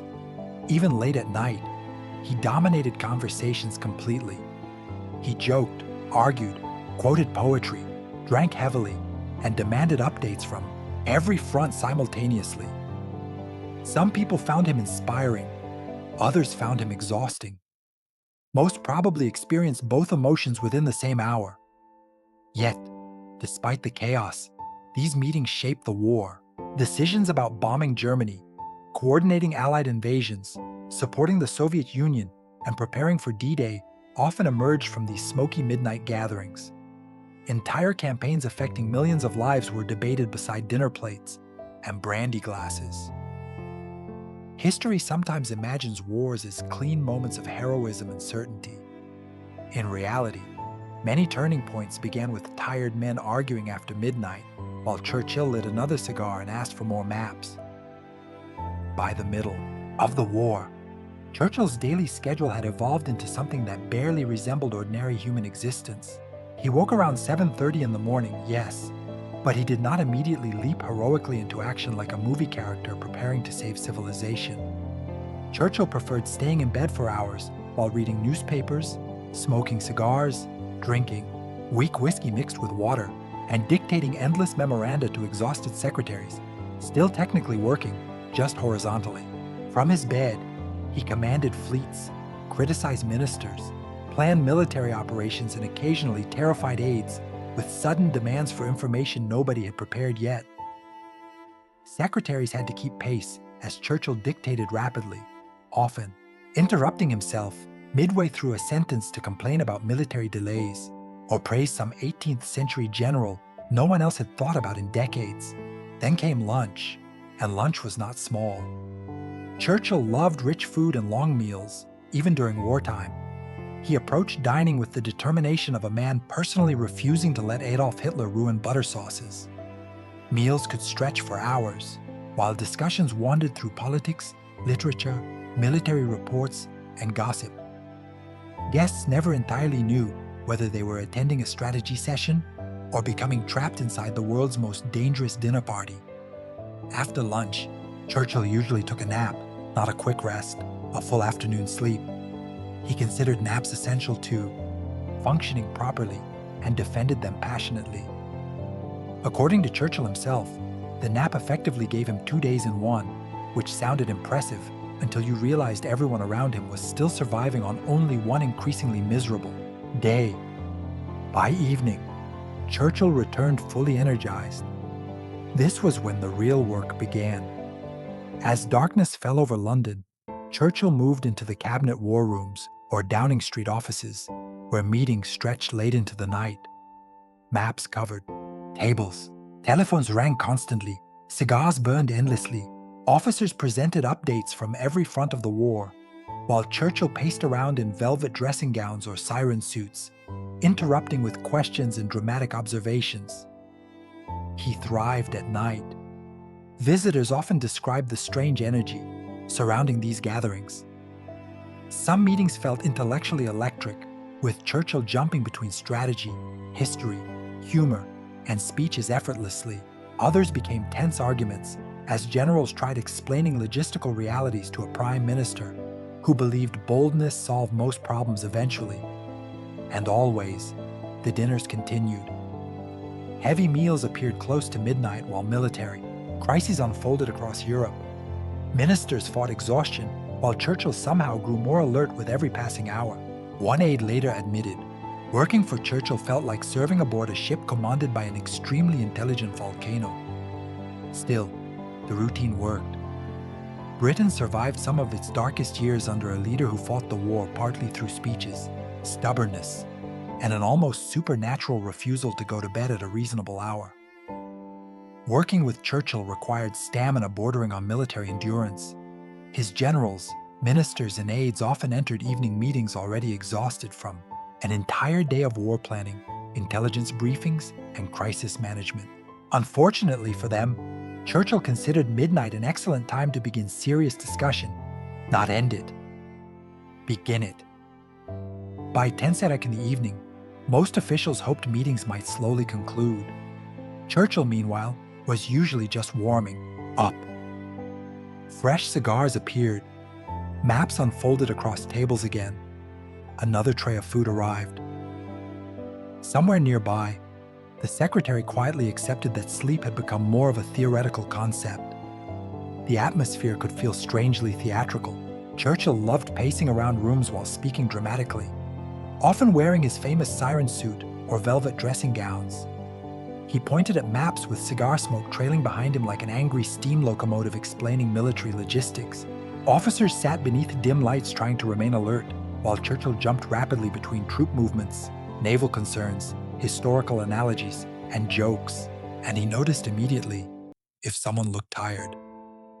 Several aides recalled Churchill becoming irritated when ministers appeared sleepy during discussions, which was unfortunate because many of these meetings continued until 2 or 3 in the morning after a full workday already. Some officials survived by drinking enormous quantities of coffee. Others simply mastered the art of appearing attentive while their souls quietly left their bodies somewhere around 1:15. Churchill himself seemed powered by pure momentum. Part of it came from his confidence. He genuinely believed Britain could survive if its leadership remained aggressive, determined, and mentally sharp. Weakness irritated him deeply. Hesitation irritated him even more. During wartime dinners, He often pushed commanders hard, challenging cautious plans or demanding faster action. This could produce brilliant strategic discussions. It could also produce exhausted generals silently fantasizing about throwing every map in the room directly into the Thames. Churchill's relationship with military leadership was complicated. Some commanders admired his energy and courage enormously. Others found him impulsive and difficult. He constantly proposed risky operations, dramatic attacks, or ambitious schemes that professional soldiers then had to evaluate carefully while functioning on minimal sleep and maximum nicotine exposure. Yet, even critics admitted Churchill dominated rooms completely. When he spoke, everyone listened. His voice, humor, and intensity carried enormous force. He could terrify people one moment and inspire them the next. One dinner might involve furious arguments over Mediterranean strategy, followed immediately by Churchill reciting poetry or telling stories from his younger days in the cavalry. The emotional shifts were exhausting by themselves. Still, these late-night gatherings became central to Britain's wartime leadership. Plans evolved there, alliances strengthened there, arguments exploded there. Entire campaigns emerged from rooms filled with smoke, fatigue, and men desperately pretending they were not falling asleep during discussions about the future of Europe, which, to be fair, is probably harder than it sounds. Churchill's late-night dinners were not elegant little diplomatic meals where everyone politely discussed weather and trade agreements over salads. These were wartime marathons fueled by rich food, alcohol, exhaustion, and the constant possibility that somewhere on the map an army was collapsing. Churchill loved heavy meals with almost heroic enthusiasm. Roast beef, lamb, game meats, puddings, oysters, soups, cheeses, and elaborate desserts appeared regularly at his tables even during wartime restrictions. While ordinary Britons carefully rationed eggs and bacon, Churchill continued dining like a determined Edwardian aristocrat, personally fighting a war against simplicity. And then there was the alcohol. Champagne accompanied many dinners, especially his beloved Paul Roger. Brandy, whiskey, and wine flowed constantly through meetings that already involved sleep-deprived officials trying to calculate troop movements across Europe. Churchill himself drank throughout the day in surprisingly steady amounts. Yet witnesses often remarked that he rarely appeared fully drunk. Somehow he remained mentally sharp beneath quantities of alcohol that would have transformed most men into decorative furniture. This confused people enormously. American visitors especially seemed fascinated by Churchill's ability to consume cigars, champagne, heavy food, and little sleep, while still arguing energetically about naval logistics at 1:30 in the morning. Some concluded he possessed extraordinary stamina. Others quietly suspected British leadership had become powered entirely by nicotine and historical stubbornness. The dinner atmosphere itself could swing wildly between charm and tension. One moment, Churchill told funny stories, quoted poetry, or joked with guests. The next moment, the room turned serious as fresh casualty numbers arrived from the front. Military disasters interrupted desserts. Intelligence officers entered carrying reports that instantly changed the tone of the evening. Entire moods shifted within minutes. Churchill actually preferred this intensity. He believed important ideas emerged through conversation, pressure, and debate, rather than quiet bureaucracy. Formal daytime meetings often felt too stiff for him. Late-night dinners loosened people emotionally. Officers spoke more honestly. Allies argued openly. Problems surfaced faster when everyone was slightly exhausted and trapped together beside maps and overflowing ashtrays. Of course, this also produced spectacular arguments. Churchill interrupted people constantly. He challenged assumptions aggressively and could become deeply impatient when commanders disagreed with him. Some dinners ended with shouting, frustration, or ministers leaving the room looking emotionally flattened. Then the next evening, everyone returned to do it again because, unfortunately, the fate of Europe had not paused for emotional recovery. Still, many attendees later admitted these chaotic gatherings had strange power. Amid the smoke, fatigue, and endless courses of food, Churchill created an atmosphere where history felt immediate and alive. Decisions mattered intensely. Conversations carried urgency. Every person at the table understood they were participating in something enormous, even if they were also slowly dying from secondhand cigar smoke at the same time. By 1944, Churchill's late-night dinners had evolved into something larger than ordinary government meetings. They became command centers disguised as social gatherings. Deep underground inside the cabinet war rooms, enormous maps covered entire walls marked with colored pins, lines, arrows, and handwritten notes. Europe looked less like a continent and more like a complicated board game designed by deeply stressed military officers. Every movement mattered. Every delay carried consequences measured in lives. And somewhere beneath all those maps sat Churchill with a cigar and another late supper. The atmosphere during these nights could feel strangely intimate despite the scale of the war outside. Generals leaned over tables discussing invasion routes into France, while secretaries typed rapidly nearby. Telephone operators connected calls from Washington, Moscow, Cairo, or naval commands across the Atlantic. Servants quietly replaced ashtrays already, overflowing with cigar remains that looked capable of forming a small defensive barricade. Churchill moved constantly through the chaos. He paced around maps, interrupted briefings, demanded clarification, and asked sharp questions at unpredictable moments. He hated vague answers. Officers presenting reports learned quickly that Churchill expected details immediately. Troop numbers, fuel supplies, shipping capacity, weather conditions, morale estimates. Hesitation irritated him almost as much as pessimism, and yet he also loved imagination. Churchill admired bold plans and dramatic operations. He often pushed for risky attacks or unconventional strategies, while more cautious commanders tried explaining practical limitations. These arguments became legendary. Churchill viewed war partly through instinct and historical vision. His generals usually viewed it through logistics, mathematics, and the unfortunate reality that tanks required actual fuel to move. The tension between those perspectives shaped many late-night discussions. During preparations for D-Day especially, meetings stretched endlessly.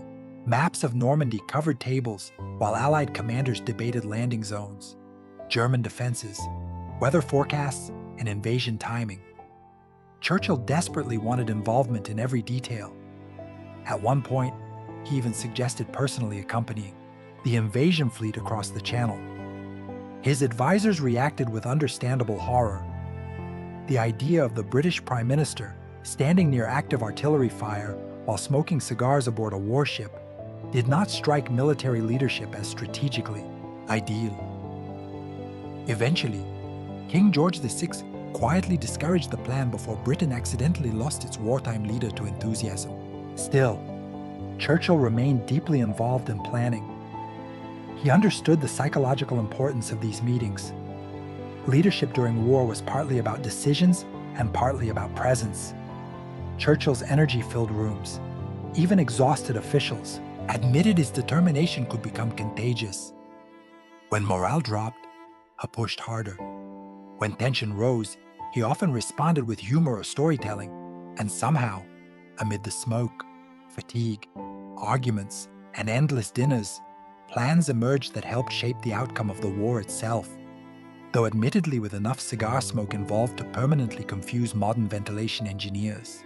By the final years of the war, Churchill was running almost entirely on momentum, adrenaline, cigars, and what appeared to be a personal refusal to acknowledge basic human biology. The pressure on him had become enormous. Every day brought casualty, reports, invasion updates, diplomatic tensions, intelligence briefings, and endless political negotiations with allies who did not always agree with each other. Britain itself was exhausted after years of bombing, rationing, and constant anxiety. And yet, Churchill continued operating on the same bizarre nocturnal schedule that forced everyone around him into semi-permanent fatigue. Late-night dinners became heavier emotionally as the war intensified. There were victories now, yes. North Africa had improved. Italy had fallen partially into Allied hands. Preparations for D-Day advanced steadily, but the cost remained horrifying. Every map on the wall represented thousands of men moving toward possible death. Every strategic argument carried consequences measured in ruined cities and grieving families. Churchill understood this deeply. Despite his dramatic personality, he was not emotionally detached from the war. Witnesses occasionally saw moments where exhaustion and grief broke through his usual confidence. He visited bombed neighborhoods personally. He read reports about civilian casualties carefully, and after major battles, the weight of command sometimes became visible beneath the speeches and cigars. Still, he kept pushing himself relentlessly. Even late at night, Churchill demanded updates constantly. Secretaries worked around the clock, typing memoranda, while military officers delivered fresh intelligence into smoke-filled rooms past midnight. Some aides later admitted they barely remembered entire weeks clearly because the schedule became so brutal. Churchill himself occasionally looked physically drained. His face appeared heavier. His health fluctuated. Doctors worried about stress, alcohol, sleep patterns, and workload. Yet, convincing Churchill to slow down proved almost impossible. He believed leadership required visible energy. If Britain's prime minister appeared tired or uncertain, morale itself might weaken. So, he performed resilience constantly. At dinners, he still joked, argued, and quoted history while everyone else fought exhaustion. He still challenged generals, aggressively, and debated strategy deep into the night. Visitors often left meetings stunned by the sheer force of his personality, even when he looked physically worn down. And perhaps that was Churchill's greatest wartime talent. Not perfection, not flawless strategy. He made serious mistakes repeatedly, but he projected determination with incredible power. Inside underground dining, rooms filled with maps and smoke, Churchill created the impression that surrender simply did not exist as an option, even at 3 in the morning, especially at 3 in the morning, honestly. Because while much of Europe slept uneasily beneath wartime darkness, Churchill remained awake beneath electric lights, surrounded by maps, food, cigars, and exhausted officials, still arguing stubbornly about how to win the war. As the war finally began turning decisively against Germany, Churchill's late-night dinner slowly changed in tone. The tension never disappeared completely. Too many people were still dying across Europe for celebration to come easily. But after years of desperation, the conversations inside Britain's underground war rooms carried something unfamiliar: cautious confidence. The maps on the walls finally began moving in the Allies' favor. By 1945, reports arriving during Churchill's midnight meetings sounded different from the terrifying updates of earlier years. German armies retreated across Europe. Allied troops crossed rivers, liberated cities, and pushed steadily toward Berlin. The impossible task of merely surviving had transformed into planning how to end the war itself. Still, Churchill remained restless. Victory created new arguments immediately. What would happen to Germany afterward? How much influence would Stalin demand across Eastern Europe? Could Britain maintain global power after years of exhaustion and debt?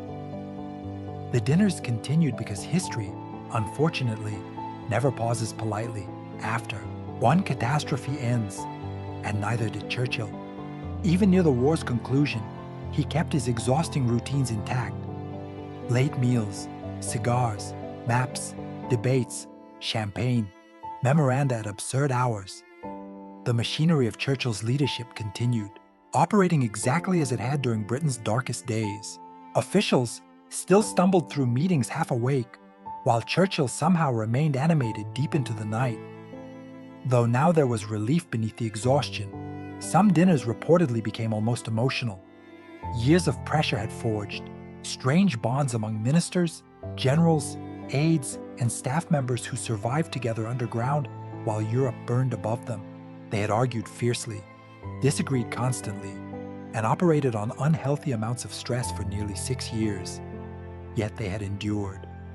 When Germany finally surrendered in May 1945, Churchill stood before enormous cheering crowds in London. To the public, he appeared triumphant. the bulldog leader who refused surrender and guided Britain through catastrophe. But behind that image stood thousands of late-night meetings hidden from public view. The cigar smoke, the arguments over maps, the endless dinners stretching past midnight while secretaries typed furiously nearby. The exhausted generals trying not to collapse into soup bowls, while Churchill demanded one more strategic discussion before dawn. History often remembers Churchill through speeches alone, but much of the war was managed around dinner tables beneath electric lights deep underground, where tired men debated the future of Europe over brandy and roast beef, while bombs once shook the streets above them, and somehow through all the chaos, stubbornness, smoke, and sleepless nights, Britain survived. Though modern doctors would probably look at Churchill's lifestyle for approximately 6 seconds before recommending immediate hospitalization and several vegetables. When Caligula became Emperor of Rome at just 24 years old, people celebrated wildly. After years under the grim and paranoid Emperor Tiberius, Caligula seemed refreshing, young, charismatic, energetic, and beloved by the public. He entered Rome like a political celebrity returning from war. Crowds cheered him in the streets. Senators praised him enthusiastically. Soldiers adored him because he had grown up among military camps as a child. For a brief moment, Rome believed it had found the perfect ruler, which historically speaking is usually when disaster quietly enters the room holding a wine cup. At first, Caligula behaved reasonably enough. Had bonuses to soldiers, hosted public games, and recalled political exiles. People loved him so much that some Romans reportedly sacrificed animals simply to celebrate his recovery after a serious illness early in his reign. Then things became strange, very strange. Ancient writers claim that after his illness, Caligula's behavior shifted dramatically, whether caused by sickness, trauma, absolute power, or simply being raised inside one of history's most dysfunctional imperial families. He began developing obsessions that left even hardened Romans deeply uncomfortable. And this was ancient Rome. These people watched public executions recreationally. Caligula became fascinated with luxury, divine imagery, and spectacle on an absurd scale. He covered palaces with gold, commissioned giant statues of himself, and reportedly dressed as various gods including Jupiter, Apollo, Mercury, and even Venus occasionally. Imagine entering an important political meeting only to find the emperor dressed like a mythological deity, demanding everyone admire his costume while pretending this was perfectly normal statecraft. Because under Caligula, that was essentially government now. He did not merely want respect, he wanted worship. Roman emperors were often honored heavily, especially after death. But Caligula allegedly pushed things further during his lifetime. He demanded divine treatment openly, appearing in temples dressed as gods and placing sacred statues of himself around Rome. Senators and officials suddenly found themselves navigating the deeply awkward experience of applauding a man who increasingly behaved like Jupiter and developed a severe emotional instability. And yet, criticizing him openly was dangerous. Caligula ruled through unpredictability. One moment, he joked and entertained guests brilliantly. The next moment, he humiliated nobles publicly or threatened execution, casually during dinner conversations. Witnesses learned quickly that survival often depended on laughter, obedience, and never appearing insufficiently impressed by the emperor's newest obsession, especially if that obsession involved gold, giant floating palaces, or declaring himself divine before breakfast, which unfortunately for Rome, it often did. When Caligula first became emperor of Rome in the year 37, the city exploded with celebration. Crowds flooded the streets cheering his name. Senators praised him enthusiastically. Soldiers adored him because they remembered him as the charming young boy raised among military camps beside his famous father Germanicus. After years of the cold, paranoid rule of Emperor Tiberius, Caligula appeared young, energetic, and almost refreshingly human. For a few brief months, Rome genuinely believed things might finally improve. Historians should have taken this as a warning sign immediately. At first, Caligula governed reasonably well. He granted bonuses to soldiers, organized lavish public games, and recalled political exiles. The people loved him so much that when he became dangerously ill early in his reign, Romans reportedly prayed desperately for his recovery. Some even offered their own lives to the gods in exchange for his survival, which in hindsight was an astonishingly unfortunate trade agreement. Because after recovering from the illness, Caligula began changing dramatically. Ancient writers describe a ruler who became increasingly obsessed with luxury, spectacle, divine power, and public attention. Whether the illness damaged him physically or mentally remains debated by historians. But one thing became obvious quickly. Rome's emperor no longer wanted to behave like an ordinary human being. Ordinary humans, after all, do not usually demand temples dedicated to themselves. Caligula surrounded himself with gold constantly. Palaces glittered with expensive decorations, while enormous statues of the emperor appeared across the city. He reportedly dressed as different gods during public appearances, wearing costumes associated with Jupiter, Apollo, Mercury, Hercules, and occasionally Venus. Imagine attending an important government meeting only to discover the emperor dressed like a mythological deity, while everyone around you pretended this was a completely stable political environment. Because disagreeing openly could become fatal very quickly, Caligula did not simply enjoy praise. He craved worship. Roman emperors already held enormous authority, but Caligula allegedly pushed further than most by openly presenting himself as divine during his lifetime. He appeared in temples dressed as gods and ordered sacred statues of himself placed beside traditional Roman deities. This deeply unsettled many Romans. The empire tolerated arrogance. It tolerated corruption. It even tolerated occasional madness as long as taxes continued functioning properly. But Caligula's obsession with divinity created genuine fear among senators and officials who suddenly realized they were serving a man who seemed increasingly detached from reality. And unfortunately, his strange obsessions were only beginning. Soon, there would be floating palaces, golden statues everywhere, bizarre ceremonies, terrifying dinner parties, and witnesses quietly wondering whether Rome itself had finally lost its mind. Caligula's obsession with gold quickly became impossible to ignore. Rome had seen extravagant rulers before, of course. Wealthy Romans already decorated villas with marble floors, fountains, imported statues, and enough silverware to blind unsuspecting dinner guests. But Caligula approached luxury with the subtlety of a collapsing chandelier. If something could be covered in gold, he wanted it covered in more gold. Ancient writers describe palaces filled with precious decorations, jeweled furniture, exotic animals, silk garments, and enormous statues built in the emperor's image. Caligula reportedly inspected expensive pearls personally and enjoyed displaying wealth publicly in ways designed to overwhelm visitors completely, which worked. Walking into imperial spaces under Caligula probably felt less like entering a government building and more like accidentally wandering inside the world's most unstable jewelry box. He became especially fascinated with statues of himself. Massive, golden images of the emperor appeared across Rome, portraying him as gods or heroic figures. Some allegedly showed him with divine symbols associated with Jupiter or Apollo. Others emphasized military glory or supernatural authority. Caligula did not simply want admiration anymore. He wanted physical reminders of his greatness staring at people constantly from every direction.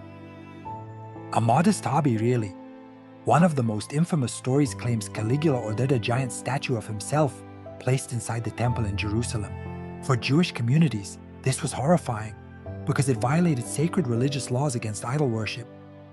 The situation became so tense that officials feared open rebellion might erupt across the eastern provinces. And all because Rome's emperor apparently believed the correct solution to every problem was more statues of me.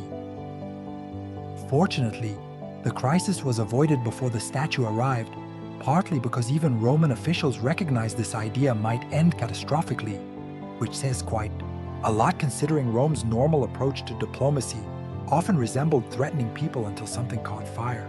Caligula also loved theatrical appearances. He dressed in elaborate costumes embroidered with gold and jewels while appearing before senators and guests. Some days he wore silk robes like Eastern kings. Other times he dressed as Hercules carrying a club or appeared with divine attributes meant to reinforce his godlike image. Witnesses never entirely knew whether they were attending a political audience or becoming trapped inside an expensive psychological breakdown. The worst part for Rome's elite was that they had to applaud everything enthusiastically. Senators praised statues they privately hated. Courtiers complimented costumes they probably found ridiculous. Everyone understood that surviving Caligula's reign required admiration bordering on performance art. One wrong facial expression during the emperor's latest divine fashion experiment could suddenly become a life-threatening mistake. And unfortunately for them, Caligula's hunger for spectacle was only growing larger. For most Roman emperors, owning an enormous palace was considered sufficient proof of success. Caligula naturally decided ordinary palaces were boring because they remained attached to land like common architecture. So, he built floating palaces instead. On Lake Nemi, south of Rome, Caligula commissioned gigantic pleasure barges unlike anything the ancient world had ever seen. These were not simple boats for fishing or transportation. They were massive floating luxury complexes filled with marble, floors, decorative columns, baths, gardens, fountains, dining rooms, and enough expensive decoration to make Roman taxpayers quietly develop headaches. Imagine an emperor looking at a perfectly good lake and thinking, what this body of water truly needs is a drifting golden mansion. The ships themselves were extraordinary feats of engineering. Archaeological discoveries centuries later revealed advanced plumbing systems, heated baths, mosaic floors, and sophisticated anchors. Some parts contained bronze decorations and intricate machinery, surprisingly advanced for the ancient world. In many ways, the floating palaces demonstrated genuine Roman technical brilliance. Unfortunately, they were still being used by Caligula. Ancient writers describe extravagant parties aboard these vessels involving music, dancing, feasting, and endless luxury. Guests sailed across the calm waters of Lake Nemi, surrounded by perfumes, silk fabrics, exotic foods, and the constant awareness that the emperor hosting the evening might decide to declare himself Neptune before dessert, which must have created a very complicated social atmosphere. The barges reflected Caligula's growing obsession with spectacle and divine imagery. He no longer seemed interested in merely ruling Rome.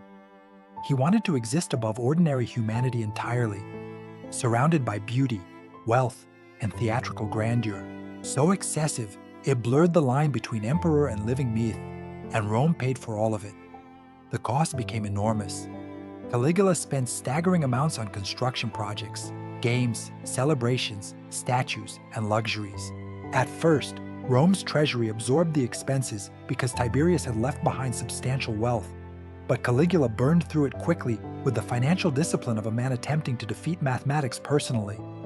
Taxes increased, confiscations grew more common. Wealthy Romans suddenly found themselves accused of crimes suspiciously close to the moment. Caligula needed additional money, an extraordinary coincidence surely. Meanwhile, rumors surrounding the emperor became increasingly bizarre. Stories spread through Rome describing strange ceremonies, nighttime spectacles, and lavish parties. Aboard the floating palaces, where Caligula behaved less like a ruler and more like a man trying to outcompete mythology itself. Witnesses grew nervous because luxury alone was not the problem. Rome tolerated extravagant rulers all the time. The frightening part was the emperor's growing unpredictability.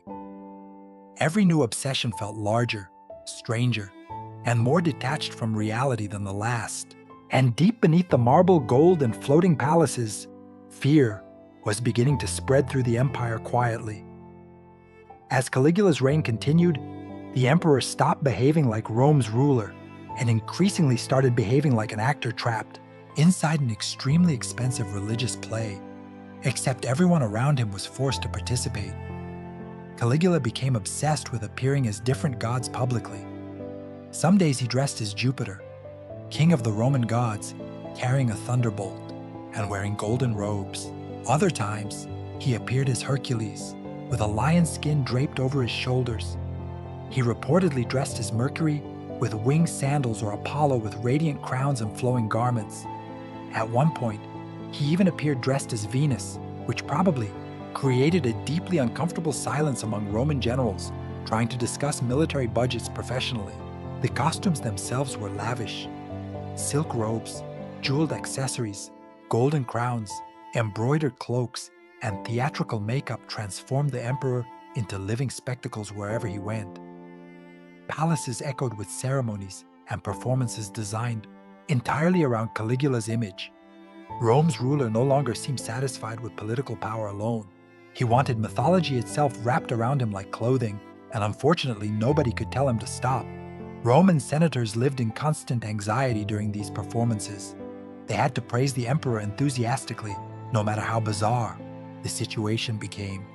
Imagine standing in a marble hall while the most powerful man in the empire, dressed as a god, demanded admiration from exhausted aristocrats, pretending none of this felt deeply alarming. Because under Caligula, survival depended heavily on applause.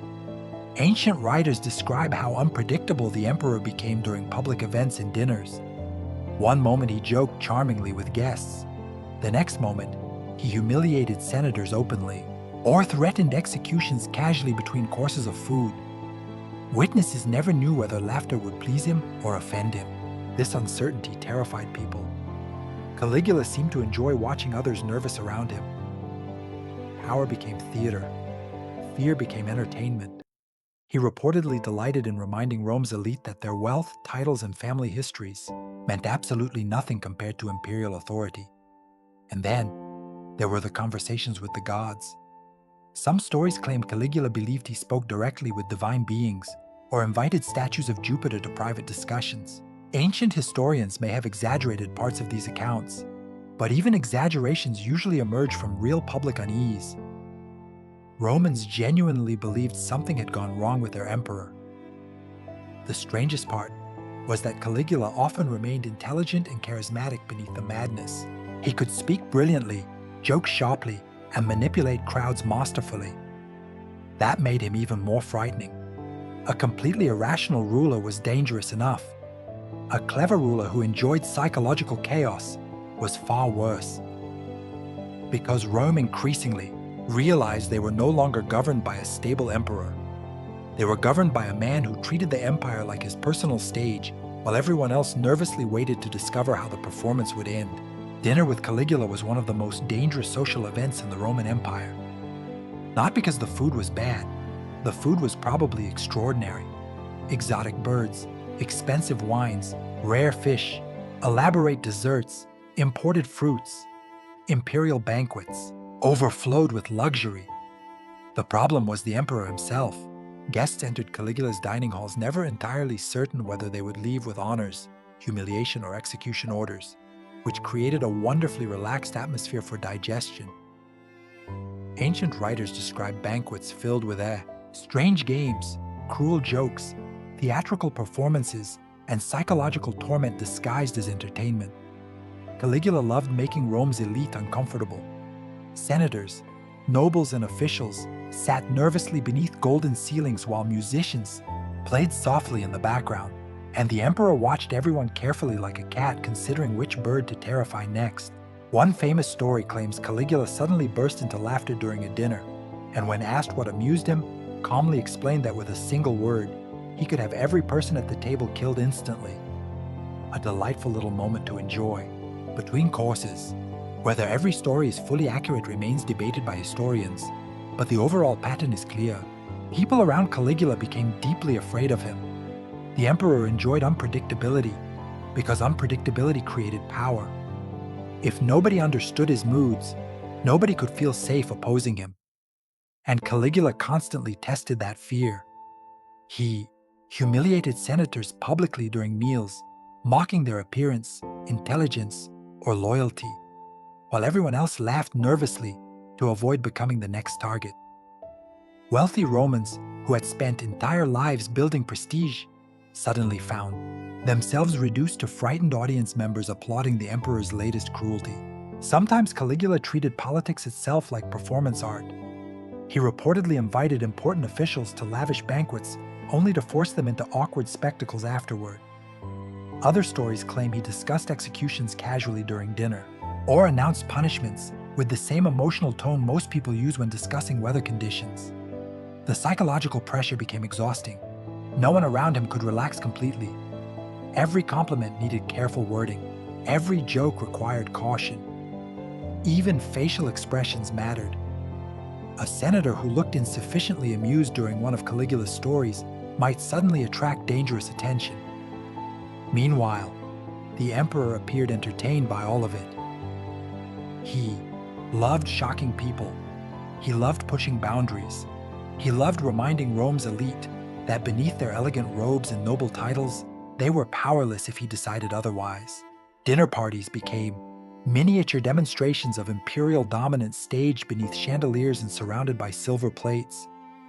And perhaps the strangest part was this: Caligula probably found these evenings genuinely funny, while terrified senators silently prayed not to offend him accidentally.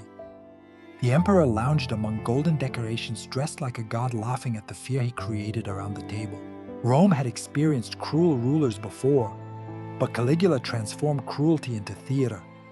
By this point in Caligula's reign, Rome had stopped asking, "Is the emperor eccentric?" and started asking, "Should we perhaps quietly flee the empire before he replaces the Senate with dolphins?" Because the stories surrounding him kept becoming stranger. One of the most famous involved his horse, Incitatus. According to ancient writers, Caligula adored this horse obsessively. Incitatus allegedly lived in a marble stable, wore jeweled collars, drank from ivory troughs, and enjoyed servants assigned specifically to his care. The horse reportedly received expensive blankets, lavish food, and accommodations superior to what many Roman citizens experienced themselves. To be fair, Roman housing standards for ordinary people were already catastrophically low. Still, the horse situation felt excessive. The most infamous claim says Caligula planned to make Incitatus a consul, one of the highest political offices in Rome. Now, historians debate whether Caligula genuinely intended this, or whether it was an elaborate insult aimed at the Senate. Honestly, either explanation remains deeply concerning because the options are essentially A, the emperor literally wanted a horse involved in government, or B, the emperor hated politicians so much he publicly compared them unfavorably to a horse. Neither possibility inspired confidence, and unfortunately, the horse was only part of the problem. Caligula also became obsessed with massive theatrical projects designed purely to demonstrate power. One of the strangest involved a temporary, floating bridge built across the Bay of Baiae. Ships were lined side by side across the water to create an enormous bridge stretching for miles. Caligula then rode across it wearing the armor of Alexander the Great, while crowds watched in confusion. Imagine being a Roman engineer receiving the assignment. "Good news, we are building a giant bridge over the sea." "Oh, for trade?" "No, the emperor wants to cosplay Alexander dramatically." At this point, several senators probably began developing stress-related illnesses immediately. Ancient sources claim Caligula built the bridge partly to defy an old prophecy, stating he had no more chance of becoming emperor than riding across the Bay of Baiae on horseback. Naturally, Caligula interpreted this not as symbolism, but as a construction challenge. And because he controlled the empire, people actually had to build it. Rome's elite increasingly realized they were trapped inside the whims of a ruler who treated reality itself like a personal performance. Wealth disappeared into bizarre projects. Military resources were redirected towards spectacles. Fear spread quietly through the Senate as Caligula's behavior grew more erratic and grandiose. Yet publicly, everyone still applauded because under Caligula, survival depended on pretending the floating bridge, divine costumes, and politically influential horse all represented perfectly stable imperial governance. By the final years of his reign, Caligula no longer seemed satisfied pretending to resemble the gods. He wanted Rome to accept that he actually was one. This was a dangerous line to cross even in the Roman Empire, where emperors already enjoyed enormous worship and public praise. Romans were accustomed to flattering powerful rulers extravagantly. Temples honored emperors after death. Priests performed ceremonies in their names. Statues filled public spaces everywhere. But Caligula pushed far beyond normal imperial vanity. He reportedly demanded divine honors during his lifetime openly and aggressively.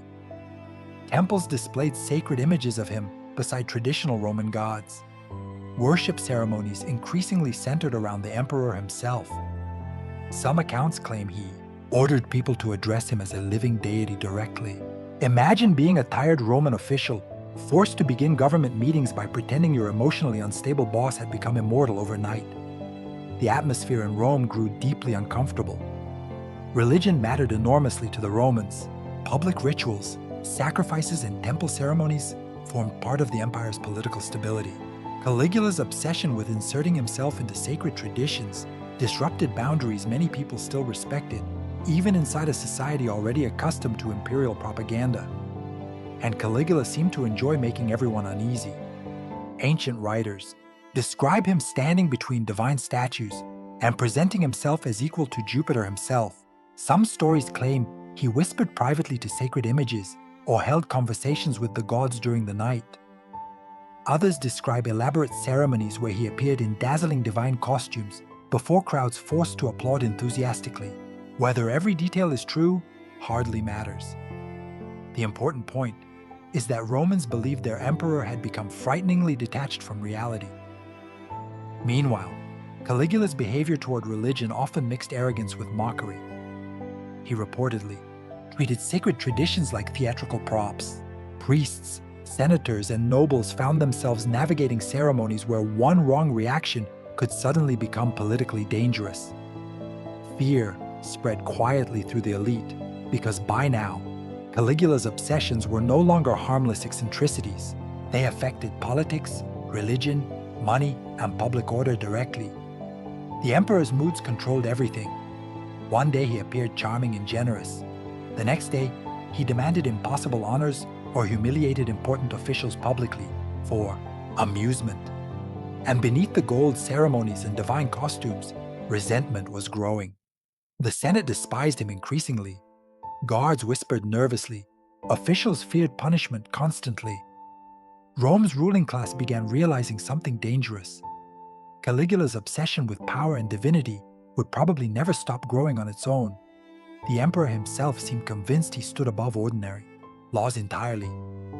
After all, gods do not answer to anyone.